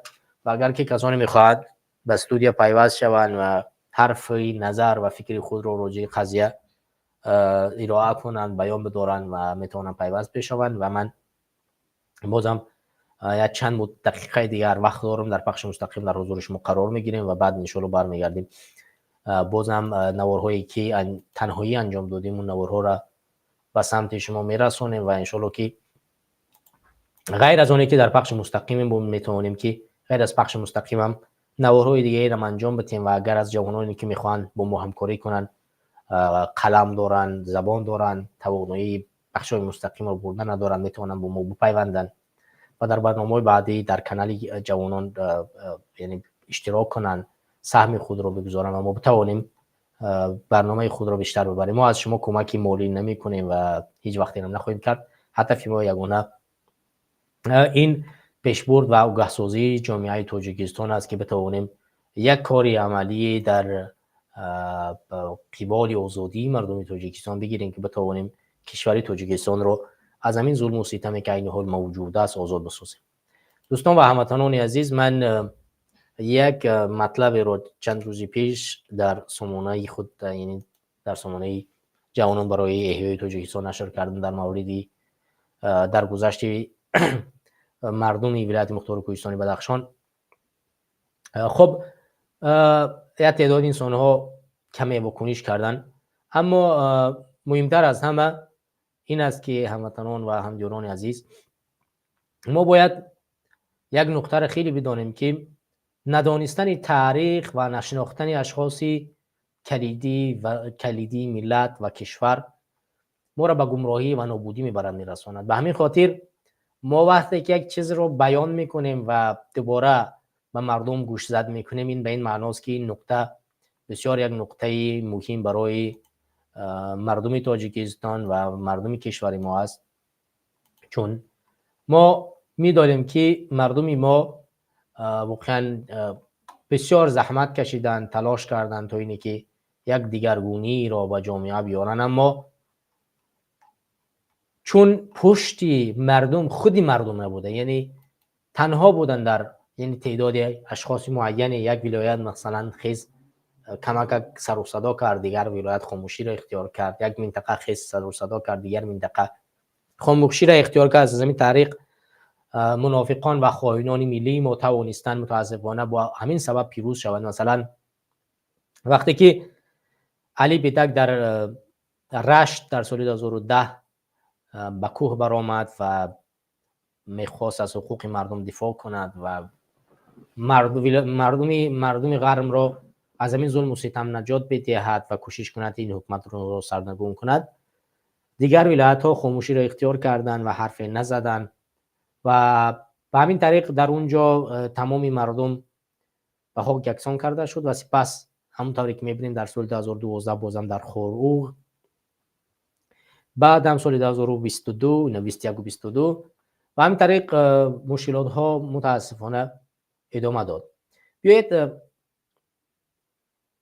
یک مقاله ای رو که در سال 2021 در رادیو آزادی نشر شدگی است، اگرچه من معلومات های خیلی زیادی در این باره بدون خواندن برای شما دادم، ولی بازم یک معلومات دیگر از رادیو آزادی در همینجا من به سمت شما برسانم. خب این دوستان عزیز در رادیو آزادی نشر شدگی است و من این را برای شما خیلی کوتاه و فسرده میخونم تو اگر که اون برادر پیوست شید تا اون زمان من میتونم اونا رو پیوست کنم، ولی تا زمان پیوست نشدنی برادران من این در سال 2021 همونطور که شما میبینید در رادیو آزادی نشر شدگی است، دکبر سال 2021 و تمام لحظه های همین حادثه را گفته شده است. ما این حادثه را برای شما از رادیو آزادی بخونیم. خب رویداد 25 نوامبر در ولایت مختار خوزستان بدخشان صلح‌های زیادی را به میان آورد. آیا گلبدین ضیابکوف هنگام مقاومت مسلحانه زخمی گشت یا در راه فوتیده یا قصداً کشته شد؟ مسلح بود یا که بی‌سلاح؟ چرا مقامات بعد از قریب 1 سال با پیگرد او افتادند؟ یاوری پروکورور کجاست و آیا تظاهرات انگیزه های دیگر نیز داشت؟ کارمندان رادیو آزادی در گفتگوی طولانی با دهها شاهد و اشتراکچیان حادثه تلاش کردند روند واقعه ها را بازسازی و تحقیق کنند. خب مسلح یا نه؟ 25 نوامبر دهه تودم ناحیه رشقله ساعت 11:30 گروهی از جوانان از جمله گلبدین ضیابکوف، رازق میرزایف، تیغون غلامشاه و دیگران در نزد یگانه فروشگاه دهه ایستاده بودند که اول 2 نفر ملکی پشت نزدشان آمده از ضیابکوف نام و نسب پرسیدند. هنوز او تصدیق نکرده بود که ماشین در نزدیک ایستاده و مسلحانه از آن فرو آمدند. سلاح‌ها را به طرفش راست کردند. آنها طلب نمودند که دیگران رو به دیوار گردانند. آیا اینجا رو ترک کنند یا اینجا رو ترک کنند؟ گلبدین ضیابکوف طرف پول کوپروک یا که به فراز 3 ندوچ گریخت. رازق میرزایف، تیغون غلامشاه از پایش مجروح شدند. رازق میرزایف در صحبت کوتاه به رادیو آزادی تصدیق کرد که از پایش جراحت برداشته و حالا در بیمارخانه بستری است. شاهدان میگویند که وقتی در دست گلبدین سلاح ندیدند، عالم شیوکوف ساکن دهه تودم آن روز در نزد نقطه سوزشواری نزد فروشگاه بود. او به رادیو آزادی گفت که تقریبا ساعت 11:20 که روز 25 نوامبر ماشین سفیدی مسافربر آمد و در نزد مغازه ایستاد. از داخل آن ماشین بیش از 10 مسلح پایان شدند که همه بر روی نقاب داشتند. به هوا یک تیر خالی کردند. گفتند که از اینجا گریز. گلبدین همانجا ایستاده بود و وقتی که به سویش حرکت کردند او به طرف پول گریخت. من دوامش را ندیدم چون مجبور کردن که گریزم، نقل کرد شاهد حادثه. دلاور خورموف ساکن دیگری دهه از آن زمان کمی دورتر از پول قرار داشت که به گفته شاهدان گلبدین به سمت آن فرار داشت. من لحظه پراندن گلبدین را دیدم. او به بالای کوپروک میدوید که صدای تیر بلند شد. یک بار افتید و باز خیس میخواست حرکت کند که باز صدای تیر شنیدن شد و او یک پهلو به دستانش پنجره باری پول را داشته یک پهلو شد. 7 سلاح به دست به طرف آمدن هنوز زنده بود. چون وقتی میخواست او را بردارند با 2 دستش پنجره را داشته بود و دستانش را با زور باز کردند. گفت او. این جوان میگوید که پس از این اولین نفری بود که به محل تیر خوردن گلبدین رسید و آنجا به جز آثار خون دیگر از سلاح‌هایی را ندید. اما شخصانی که بعداً مقامات به جای حادثه همچون شاهدان دعوت کردند میگویند که در آنجا تپانچه مکارov را دیدند. ساعت 12:10 گروه دیگری از نظامیان با کارشناسان طبی و دادگاهی به محل حادثه آمدند. آنها جای واقعه را بانوار گرفته به پترون‌های خالی شده را جمع آورده و با شاهدان صحبت کردند. در نواری که شب حادثه در تلویزیون محلی نمایش داده شد، تپانچه را نشان دادند که به گفته مقامات به گلبدین ضیابکوف تعلق داشت. ساکنان میگویند که چرا مقامات سلاح‌های را زمان بازداشت گلبدین نه بلکه بعد 40 دقیقه پیدا کردند. یک منبع از مقامات انتظامی که در دوشنبه قرار دارد ولی با گروه تفتیشاتی در تماس است بدون ذکر نام به رادیو آزادی گفت که کارمندان فوری جستجوی از روی قانون رفتار کردند. در چنین حالت‌ها به گفت او تا رسیدن کارشناسان نباید دلیل‌ها بیجا کرده شود. اگر اینها سلاح‌ها را می‌گرفتند نیز انگشت ویران می‌شد. حالا ایزی انگشت در همان سلاح‌ها هست که در هر تشخیص ثابت می‌شود. خشانش دعوا دارند که بعد مردن به دستش سلاحی را دادند که این غیر امکان است که چون بعد مردن خون لخته می شود و ایز انگوش کاملا فرق خواهد کرد، گفت او. بعد دوستان عزیز یادآور میشویم که همونطوری که شاهد اول ذکر کردن گلبدین زیوبکوف وقتی که در تیر زده شد به نزدش رفتن زنده بود. یعنی اگر تپون در همون زمان در دستش دادن، در یک دستش قپیدن موندن، او علاقه اثر انگوش در همون زمان گرفته می شود، دیگر فرقی نمیکنه. وقتی که اون میمورد دیگر اثر انگوش از بین میرد، ولی هر زمانی که او زنده است، همون مثلا دول جان در بدنش است، همون سلاح در بدن در دستش گذاشتی، علاقه او همون اثر انگوش یا که اتپچات که پالیتسا علاقه حسابیده می شود. و همین خاطر یعنی که مقامون میگوید دروغ. خب ما دو موی سفید با سلاح به جای حادثه را با سلاح به جای حادثه بردن. 4 نفر از پیمان و 4 نفر از قفا بودن. نفر گفت که ما اکسپرت ولایتی هستیم. همونجا یک بار سلاح پیدا شد. اگر من میگفتم که سلاح حاضر پیدا شد، ممکن منو میپراندن. همونجا باقی مانده ها تیر را جمع کردن، سند کردن و ما از ترس امضا گذاشتیم. این نقل کرد او. ببین در اینجا حتی یک شاهد حادثه میگم ما را دو موسفید بردن، یعنی دو موسفیدیم از پشت بردن بود، 4 نفر از پیش 4 نفر از قفا و همون جای حادثه بردن بود. در اونجا یک بار سلاح ها را از کجای آوردن، در همون جا موندن و ما فقط از ترس خود کردیم امضا گذاشتیم. اگر میگفتیم که این سلاح ها نآورده شدن، ما را چیکار میکردن؟ به قتل میرسوندن. خب در تاجیکستان دادن شاهدای دروغ جنایت حساب میشد، ولی این مرد میگوید که تفتیشات باید شهادتی در حالت طرز گرفتن را صرف نظر کند. منبع رادیو آزادی همچنان پایفشاری میکند که اگر این جوان سلاح می داشت، هیچ ضرورت به سویش تیر پراندن وجود نداشت. یک همصحبت ما از قول شخصی که در عملیات شرکت کرده است گفت گلبدین پشت پنجره پول موقع گرفته، پس روی آنها تیر خالی کرده است. پیوسته ما عبدالمنان و مادر گلبدین زیوبکوف پسرش سلاح نداشت و استفاده آن را نمیدانست. به نام خدا قسم به ارواح پسری نو گذاشتم قسم، هیچگاه در دست پسرم سلاح ندیدم. پسری من نه خدمت حربی کرده بود و نه سلاح استفاده برده بود. میتوانست نه سلاح استفاده برده میتوانست.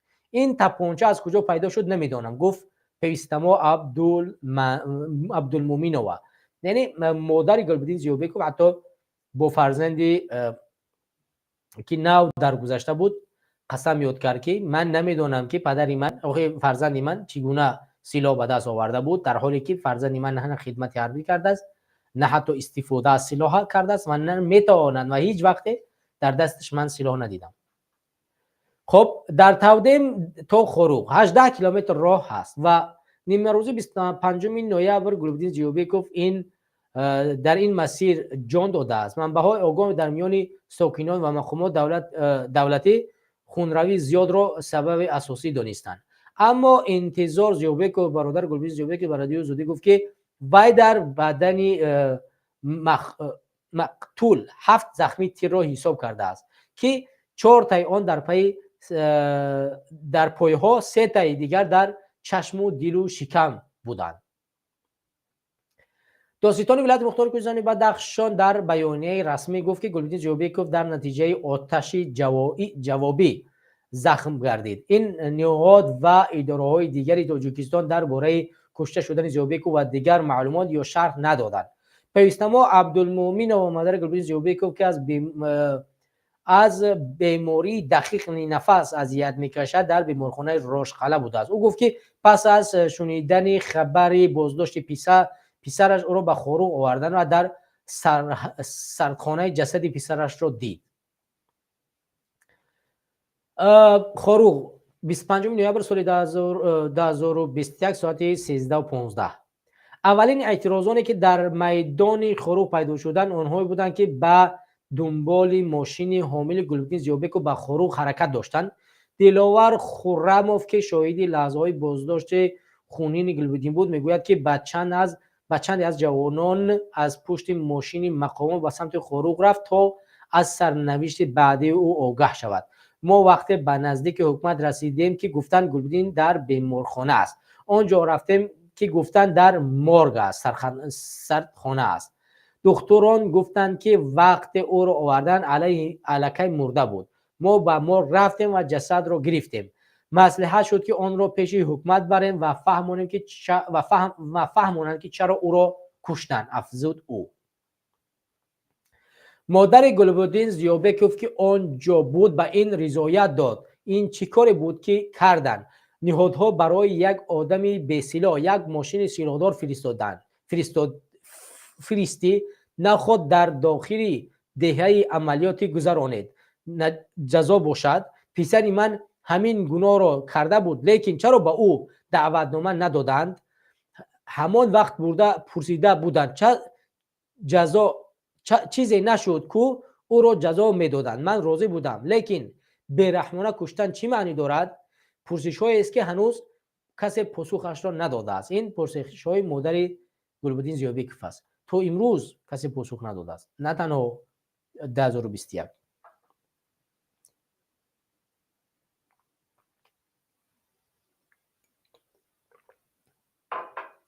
پیوستما عبدالمومن و 2 روز باز جسد پسرش را و دهها اعتراضگر نزد بینای حکومت ایستادند. تنها پس از 2 روز روحانیان محلی با آنها مشورت دادند که جسد را باید به خاک سپارند. در پیش تظاهراتگران از حکومت طلب کردند که جواب دهند. می اومدن شرح میدادند که بچه تو چی گناه کرد و ما کشتیم. دلیل می آوردن، اثبات میکردن، من چیزی نمیگفتم. میبخشیدم، در میدان نمی ایستادم. 2 روز ایستادم و یگان نفر از حکومت نزد ما نآمد. تا حال هم کسی پیش من نآمده است. میخواهم با پرزیدنت روبرو گپ زنم. شاید پرزیدنت به داد من رسد. در بدخشان حکومت نیست و تلویزیون دروغ میگوید، افزود. یعنی مادر گلبدین زیابکوف.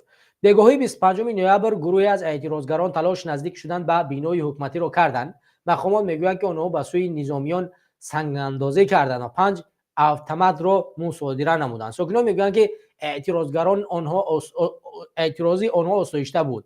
ساعت‌های 4 و 5 بگاهی 25 نوامبر 2 ساکن دیگری راشقله که از آنها گلنظر و طالق نام میبرند کشته شدند. در اعتراض بگاهی آن روز افرادی نزدیک 20 نفر زخمی شدند. مقامات نیز عکسون نوار 5 نظامی را نشر کرد که به گفته آنها در پی حمله اعتراضگری زخمی شده بودند. یعنی در همون دوران تظاهرات متاسفانه 2 نفر از این معترضان را کشتند و 1 نفر را زخمی کردند و از طرف پلیس گویا 5 نفر زخمی شد، در حالی که خودی همین پلیس ها اونها را زخمی کردند و اینا می‌خواستند به دوش دیگر رو بیاندازند. خب دوستان و هموطنان، دیگر دوام اخبار را من به سمت شما نمیخونم چون طولانی میشود. شما میتوانید این را از رادیوی آزادی رفته دوامش را بخونید اگر شما میخواهید که دوام این اخبار را بخونید. و انشالله که برادران و خواهران گرامی و نزدیکان، ما واقعا بسیار یعنی خاطرمون ضعیف شده است که حالت هایی که به ملت و مردم صورت میگیرد ما در یک کوتاه‌ترین فرصت را فراموش میکنیم و هیچ وقت در مورد او صحبت نمیکنیم و یک بار مورد تحلیل و بررسی قرار نمیدیم. و حتی ما بار نشده است که به گذشت سال یعنی هر سال یک روزی رو یا یک هفته رو برای همین روزها معین کنیم و در اون هفته تمام دلایل هایی که در اونجا قانون شکنی صورت گرفته بود جمع آوری کنیم، به کشورها، به سازمانها، به هر جایی که هست به اونجا روان کنیم. بعد کاری کنیم که اون قتل و کشتار و اون غیر قانونی و اون استبداد و اون ظلمی که صورت گرفته بود همین طور نماند و این صدا به تمام جهان برسد. متاسفانه این چیز صورت نمیگیرد. این نه تنها در این قضیه، در دهها قضیه های دیگر هم صورت نمیگیرد. مخالفان ما امروز متاسفانه به عوض اونه که باید مشکلات جدی همین قضیه داخلی وطن رو ببینن، امروز متاسفانه در پی تهدید و تحقیر و توهین یکدیگر هستند و این کار باعث گشته است که همین موضوع اصلی که موجوده از این حکومت دیکتاتوری امامی رحمانوف آن باقی بماند و او رو بگذارن کنار و موضوع خودپسندی و یا اینکه خود سفید کنی و این کارها رو پیش گرفتن و کاری نمیکنند که برای آینده این ملت یک برنامه و تحریزی درست کرده شود و ما بر بگردیم به تاجیکستان و تاجیکستان رو آزاد کنیم و اگر در داخل تاجیکستان یا هر کاری میکنیم تاجیکستان خودمون هست و ما رو کسی در اونجا هیچ حرفی نمیزنه. متاسفانه امروز در هر کشور قرار داریم همین مخالفای سیاسی با مشکلات روبرو هستند و مشکلات اونها بسیار بسیار موردی رشخند یا اینکه موردی تمسخری بعضی از کسان صورت میگیرند. من دو روزی پیش یک مطلبی را خواندم، یک روزنامه‌نگار یک مطلبی نوشته است، من از اینجا بازم از اسمش رو برای شما بگویم. یک روزنامه‌نگار اسمش اگر که یادم باشد سلام الدین میرزا رحمتوف، یکی از روزنامه‌نگارایی که خب دیگر مشهور هستند، یک مقاله نوشتن که عبارت دیگر از چند صفحه است، فکر کنم 10 تا 20 صفحه نوشته باشند در مورد تمسخری مخالفان و مشکلات آنها در خارج کشور. من ان شاءالله جواب رو آماده کردم، اگرچه کلا آماده نشده است و در صورت کاملا آماده شدن پاسخ به این روزنامه‌نگار در کوتاه‌ترین فرصت نشر خواهم کرد. ولی اینجا همین قدر نقطه رو ذکر میکنم که اگرچه من وقتم رو بیکار مصرف میکنم برای پاسخ با این روزنامه‌نگار، ولی به هر صورت بازم وظیفه خود میدونم که هر یک انسانی که در از جانب مخالفان اهل قلم است، اهل علم است، دانش است، تفکر است، باید با اینها پاسخ بدهد تا اندازه‌ای که لازم است تا اینکه اونها بفهمند جا و مکان خود را. ولی به هر صورت در اینجا فقط به یک نقطه اکتفا میکنم به این نفر که همینه که شما خودتان به زبان روسی این مطلب را نوشتید و نشر کردید، همون پاسخ به خود شماست و شما باید که حتما دیگر نیاز به گفته من، نیاز به نوشتن من، نیاز به جوابگویی من، جوابگویی یک مخالف نسبت شما نباشد و این الکی نشان دادی همون ضعف، نشان دادی ناتوانی، نشان دادی بی‌عفتی از جانب شماست. اگر ملتی که به گفت شما سیاست را به دست شکتورچکان و بیسوادان و مردم عادی میسپارد و به الیت کار نمی کند، اون ملت از بین می رود و امثال این چیزها. و باید بدانید که ملت تا این زمان حکومت را به شماها باور کرد که به اینجا آمد رسید. به همین اهل قلم، با همین اشخاصی به مانند شما که با زبان روسی صحبت میکردن، و همین ها اعتماد باوری کرد که سرنوشتشون به اینجا زد. اگر ملت تاجیک از قدم اول به بیداری سیاسی دست میافت، از اول به این بیداری سیاسی توجه میکرد، کارش با اینجا نمیزد و هیچ وقت شماها برای انسانها به این ملت خیانت نمیکردن. ولی خاموشی ملت، دور بودن ملت از بیداری سیاسی، از کارهای سیاسی، کار رو به اینجا آور رسوند. و این قضیه بدخشان یک قضیه نمونه مثالش است و ده ها قضیه های دیگر. و جای اینه که ما بیاییم با ارزش‌های ملی خود کار کنیم و ملت رو که با سواد و بی سواد در یک جا قرار بدیم و کوشش کنیم که سطح دانش و تفکر رو بالا ببریم.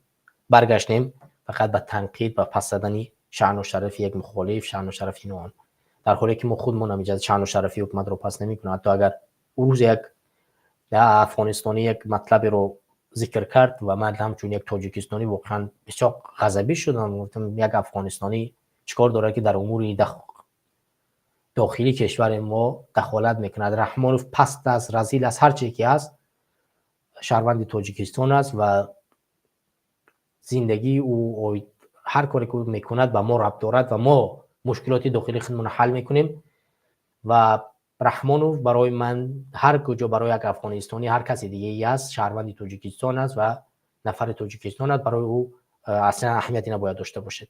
و من خودم در داخل وطن خودم رو قضیه‌اش رو بررسی میکنم، تحلیل میکنم و اگر نیاز باشد گرفتن رحمانوف خودمون باید بگیریم، اگر دوباره برقرار کردن کسی دیگه باشد باید ما خودمون این کارو بکنیم و این کار با هیچ کسی تعلق نداره. برای همین نباید که چون این حرفا اونم با زبان خارجی اگر تنقید کردنی باشید، لطفاً زبان مادری خودتان و ارزشی دولتداری تاجیکستان موجود است، میتونید با این زبان بنویسید و اینه که حد امکان جوابتونم که دادیم بازم مورد تمسخر ما قرار نگیرید. دوستان این موضوعی بود که ما طول 1.5 ساعت در پخش مستقیم صحبت کردیم و من دیگر وقت شما را زیاد نمیگیرم. امروز واقعا یک موضوعی بود، یادداشتی بود که من خواستم یک صحبتی داشته باشم خودم در این موضوع. اگرچه من زیاده از 10 تا 12 تا پخش مستقیم دارم در کانال گروهی 24 در یوتیوب راجع همین موضوع ها و جنگ ها و نزاعهایی که در بدخشان گذشت. شما میتوانید اونها را شما پیدا کنید از اینترنت، یعنی تماشا کنید. برادر عبدالحی پیوست کنند. برادر عبدالحی پیوست کنند. بله. یه دقیقه که من کامیرا بیا پیوست کردم. به نظرم که من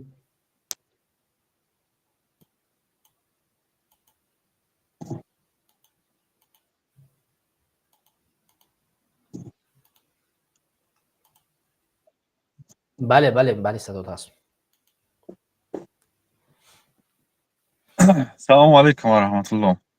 امیدوارم که همه کسایی که ما رو میبینن خوب باشن و شما هم نیز زنده باشی.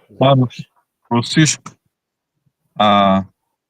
در یک امی موضوعی که آخری وقت در صحیفه های اجتماعی هسته نقشش دیسته از طرف هر کس، من خواستم مستقیم یک نوار بکنم نشر کنم در فیسبوک. دیگه امروز پگاه خواستم این فرصت چی بکنم، فرصت در دست ندم. اما یک کوتاهک میگم. امی یه نفر بود، یه نفر بود روحی بود در قوم اوس یا خزرج، قوم اوس یا خزرج بود، روحی بود قبل از اون که اسلام بیاید روحی بود.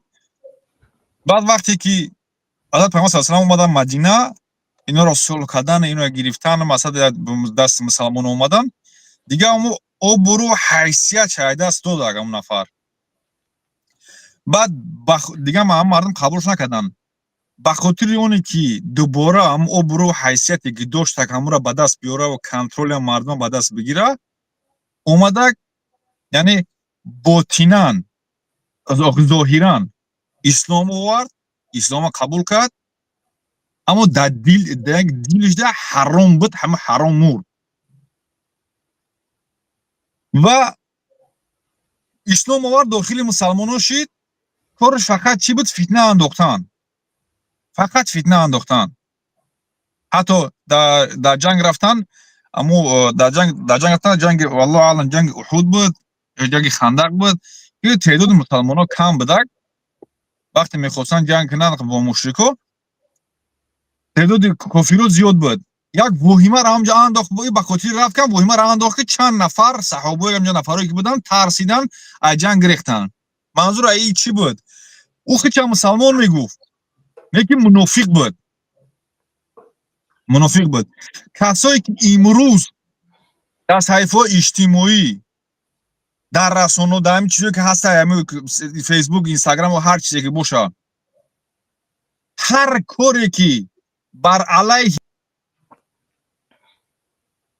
یک برادر مبارزش انجام میده، گروه یا 24 25 26 نهضت حزب پیمان ای کدام حزب مخالف نباشه، هر کسی همین کارا میکنه، مثل عبدالله بن سلام همون منافق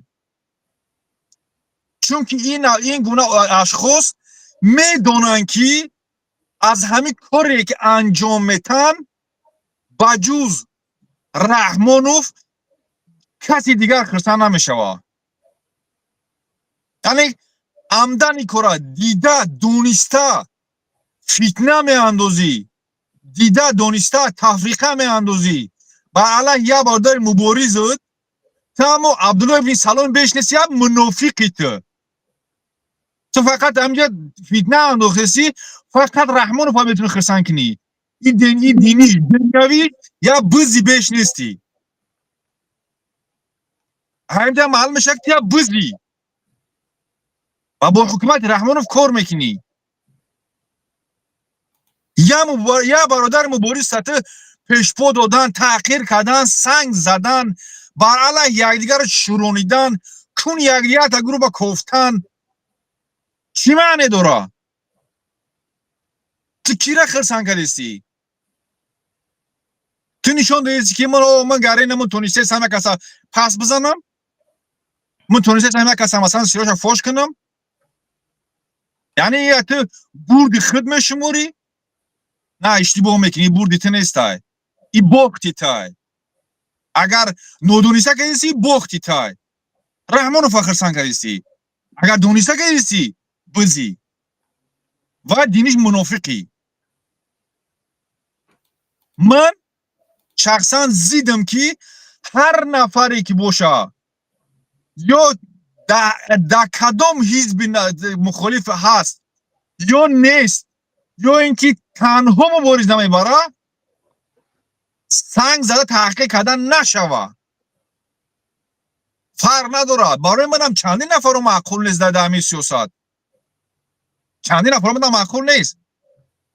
چه نهضت، چه پیمان، چه کسی، چه همه گروهی که باشه چند نفر رو معقول نیست. یعنی ما تحویل نمیکنیم، اجبار نمیکنیم برای اخیرا بگیم که نه این سیستم معقول نیست باید با خواستیمون بکنی. این سیستم دیکتاتوری دیکتاتوریسم ایگی برای یک چیزی که تحویل میکنیم مجبور. من به این نظرم که هر نفری که هر نمودی میتونه مبارزه برای امروز باید دستگیری کرده شود. اگر مخنث هم باشه باید دستگیری کرده شود. با همون کار و عقیدهش همون کار میفهمه با همون بدگیش قطعی مبارزه بروسه وزیر رحمانوف. وقتی ما میگیم دشمن ما مشترک است نباید دیگر را سنگ بزنیم، نباید یک دیگر را پیشپایی بتیم. پرابلم دارین، مشکلی دارین. تو میتونی مردک گوری، مردک بشه، مردک بشینه، مردک بشین. مردک وقتی میگم من مردم بعضی قد زنک هم وای نداره. یا زنک یا چی مینویسی میبره در چیزت میگه که اینجا بیا گلی گاده نیستای. اول منو شنا میگیرم یا زنک من هم یا کامنت کردم. همون زنک مردکوار رفتار کرد. نبرم در بعضی کاری کردگی من مثلا یا ویدیو کنم که در کامنت من جواب بده. مستقیم زنگ زد گفت چی مشکل داری؟ مشکل داری گپ زدی یا گپ زدیم مشکل منو حل کنیم. شر نیست در پوبلیکا ببریم اگر از سنگ بزنیم. اختلاف نظر داری؟ این همه سیاست همه اختلاف نظر میشوه. ببرو الو برادر من اینمی کار من نگاه من معقول نیست. وقتی که در سراغه تای زنگ بزن بگو این کار اشتباهه، این کار در سراغه من معقول نیست، همین کار لطفاً لغوش دلیل چیه اولی تمام همین کار حل میشوه. اینه که تیمی برو در اینترنت نشرش میکنی چی را خرسان میکنی؟ خودت منطق هم بس فکر که در پیش آینه بختن نگاه که بگو کی را خرسان کردیستی؟ همین کار کی نتیجه میگیره؟ کی بهره میبره همین کاری که مخالفو باید یگرشون سنگ بزنن؟ کسی هست؟ یا وزیر رحمانوفای؟ یا نداره؟ همین یک چیز های انتخاب ببرین دیگه نیستم یا وزیر رحمانوفای تمام. چون که منطقا خدمت دونه که هیچ که خرسان نمیشه وای کار. حتی هر کسی باشه به هر روح مبارزه نمیبره من زید یگم مبارز گام نمیزنم. من معقولم نباشه گام نمیزنم. همون شعر نرم برنامه با همون مبارزه برده سای احسن ماشاءالله بهترین. همون دشمنی من قد شب دیستای من همون او میگدنی که دشمنم دوستی منای. وقتی تو واقعا مبارزه میگه دشمن باید دوست بشونی.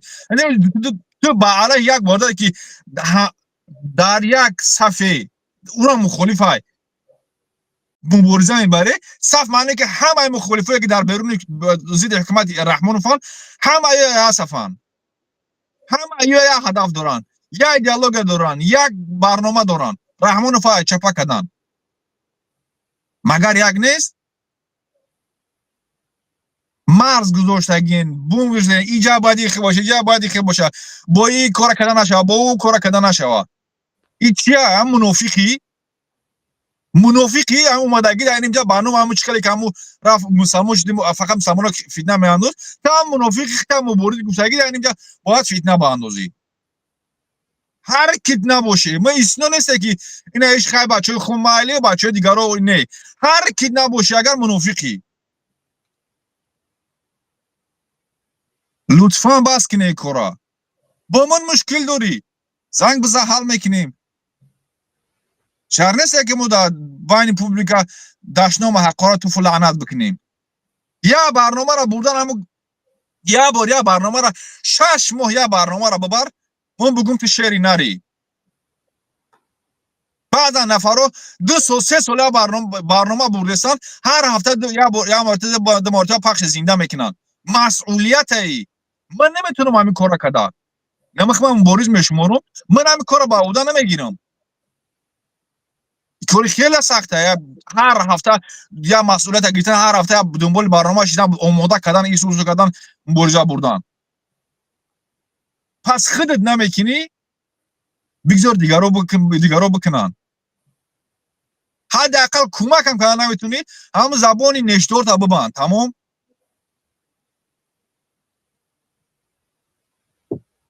از شما خواهش میکنم برادر که هر کسی که میبینه ده همه کسایی که این همی کار را میکنن با والله بالله الله تعالی کسایی که همین کار را در صفحه های اجتماعی آشکار پوبلیک کردن میکنن والله بالله تعالی منافقان با منافقان دنیاویش ده شک بکنه که همین آدم بزای جاسوس های برای که هر یک آدم شما میدونه که بجز رحمانوف یکم که از یک خرسان نمیشوه حتی دشمنی منم اگر که هم مخالفت دشمنی من قدیما هم جنگی هم که باشه همه آدم هم که باشه من همه آدم هم دیدم که همه آدم هم چیش نگین چون که رحمانوف خرسان میشوه اینم کار این پیام من بود با همه انشاءالله که رسید بعد دیگراش هم میرسه استثنا نبود من میگم استثنا نبود همه مخالفات خبر میگم گپ من هر کسی که هست هر کسی دیگرش میگم منافقه تمام سلامت باش زنده باشی برادر عبدالحی زنده باشی الله نگهبان خدا نگهدار برنامه رو ان شاء الله تمام میکنیم برادر عبدالحی فکر نظر خوش رو گفتن و واقعا هم طوری که من در بالا گفتم درگیری نسبت یکدیگر یک چیز کاری خوبی نیست و البته نباید که جزئیاتی که موجود است نیرویی که موجود است در مقابل یکدیگر استفاده کرده شود و حکومت دیکتاتوری امام رحمانوف از این کار خوشحال می شود و باید ما همیشه در مقابل دیکتاتور امام رحمانوف هدف اصلی را قرار بدیم و مبارزه ببریم همونطور که من ده ها بار در دیگر جاها گفتم هدف باید تاجیکستان را قرار بدیم و هر حزب حرکتایی که با هم اختلاف داره باید یک چیز همه این حزب حرکت ها را اتحاد کند اتحاد به معنی با هم یک جا مبارزه یعنی یک جا در تحت یک حزب نیست بلکه یعنی با هم در یک هدف مبارزه بردن باید اتحاد بسازه این تاجیکستان است تاجیکستان باید اتحاد کننده تمام احزاب ها باشد چه در داخل چه در خارج امروز رحمانوف اتحاد کننده حزب های کیسگی خودش هست دیگه هر حرفی میزنه مردم در نزدش اتحاد میشن چوبروساش پس چرا نباید ما تاجیکستان رو مورد اتحاد کننده خود کلی مخالفان قرار ندهیم و از این طریق پیش نریم یعنی ما به قدم اول باید این نقطه رو جزئیات اول بدونیم برادران و خواهران عزیز از موضوع کم یک بیرونتر اومدیم اگرچه موضوع ما در موضوع یادداشت مردم ولایت مختار کوهستانی بدخشان بود و ما موضوع رو بعد از اون که برادر سهراب ظفر رو به زودروز تبریک کردیم برگشتیم با موضوع ولایت مختار کوهستانی بدخشان و اگر شما برنامه رو تماشا نکردید اولش دوباره برگردید برنامه رو تماشا کنید و واقعا جزئیات خیلی مهمی در این مورد گفته شده است سیستم هایی که گرفتیم و یادداشت کردیم برای خودآگاهی خودشناسی بسیار یک نقطه خیلی مهم است و بعد درک شما از این بسیار مفید خواهد بود. و هموطنان و همدیران عزیز، نگفتن همونه که شما اگر این کارو نکنید، خودآگاهیتون رو پیش نبرید، این ضرر به خود شما میرساند. چون شما از نفران بانفوذ کشور، از نفرایی که به خاطر این سرزمین، به خاطر خود شما و فرزندان شما جان به جبار سپاریدن، قادر قبول نخواهد بود. شما ارزشی دیگه بودن رو در این دنیا و کشور رو و وطن رو نخواهید کرد. یک برادری که پیوست شدن ای دهه پیوست کنیم چی میگوین و سپس ان شاء الله صحبت ادامه دیم. سلام برادر از دهه، بفرمایید. السلام علیکم و رحمت الله و برکاته. در دهوی ما کم کم برف زدگی نجوره میگی باشی ما در همینجا در تای برف کم کم خنک خوده سیم، لیکن با این خلاصا مهم که همین برادر را گوش کنیم. همین جوازی همه کسا گفت زده صاحب دین نباید مخالفی نه؟ بله ولی در اون موضوعی چی بود؟ موضوعی یادداشتی از کشتار گلبدین زیوبکوف و کشتار مردم ولایت مختار کوهستانی بدخشان اصلی از اون سن 92 تو این جونیم. ولی بعدا دیگه برادر عبدالحی بر اومدن در این موضوع نقطه را ذکر کردن، اما موضوع اصلی اون بود دیگه. میبینیم این مخالفین این برادرم به نظرم که خورید شد. اینا بود این برادر به نظرم کسی زنگش زدن. خب به نظرم کسی زنگش زد.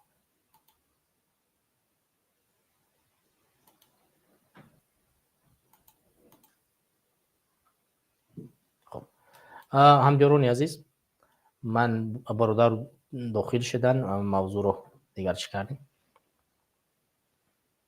خب به همین خاطر دوستان و هموطنان عزیز، اگرچه زیادی از برادران از من طلب میکنن که وقتی اسمی موضوعاتتون رو میگذاری در پخش مستقیم، طور اسم را بگذار که جالب کننده، یعنی جالب باشه و مردم بپیوندن، یا سوال بگذار که آیا فلانی را در فلان کشتن، یعنی که مردم توجه کنن که فلانی را کشتن وارد شود.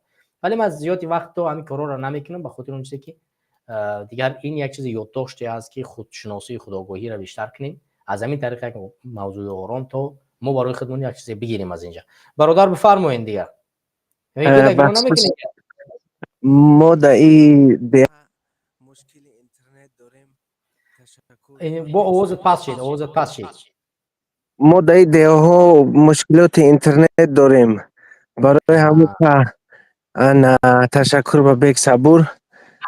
فکر کنم که شما در جای گرم قرار داشته باشین. این غمی ملت چی میشه و مردم تاجیکستان در سردی و شما در وجهشتین چای نوشیده در ولی کرسلا نه یکم فکر داریم برای مردم.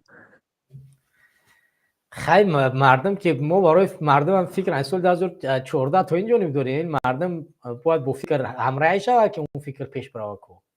خیلی برادر ما نظر مشکلات اینترنت دیگه. برادر عزیز من 1 ساعت و 49 دقیقه صحبت کردم. در 1 دقیقه دیگه کوشش میکنیم خداحافظی کنیم و ان شاء الله که بعد برنامه بعدی خواهیم داشت و اگر برادرم پیوست شدن دیگه پیوست نمیکنیم چون دیگه وقتی طولانی میشه. من بازم عین حال مهمون خواهم داشت در خانه.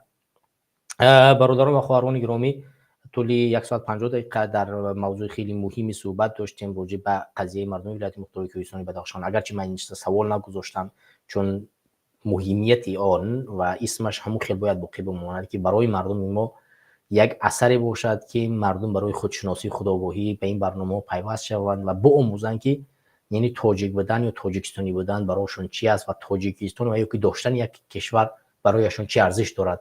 و همون طریقی که من در بالا ذکر کردم که شهادت به شهادت رسیدن سبزعلی که 10 بار خبرش کردن که تو میروی شاید که برنگردی و هر روزی که پیش از اون که از خونش میبرومد با فرزندانش با زنش خداحافظی میکرد که من میرم شاید برنگردم. این نقطه خیلی مهمی است که انسان به خاطر وطن باید آماده این قدر باشد که بداند که عین حال میرم شاید برنگردم که مرا به شهادت برسونن، ولی وطن، اسم وطن، ارزش وطن او را مجبور میکنن نرود. و همین برای مخالفان و درس عبرت باشد، در کل برای ملت تاجیک درس عبرت باشد که در مقابل یکدیگر مبارزه نبرد و برای اسم وطن و برای تاجیکستان مبارزه ببرد. باقی شما به خدا میسپارم. یاد همه شهدا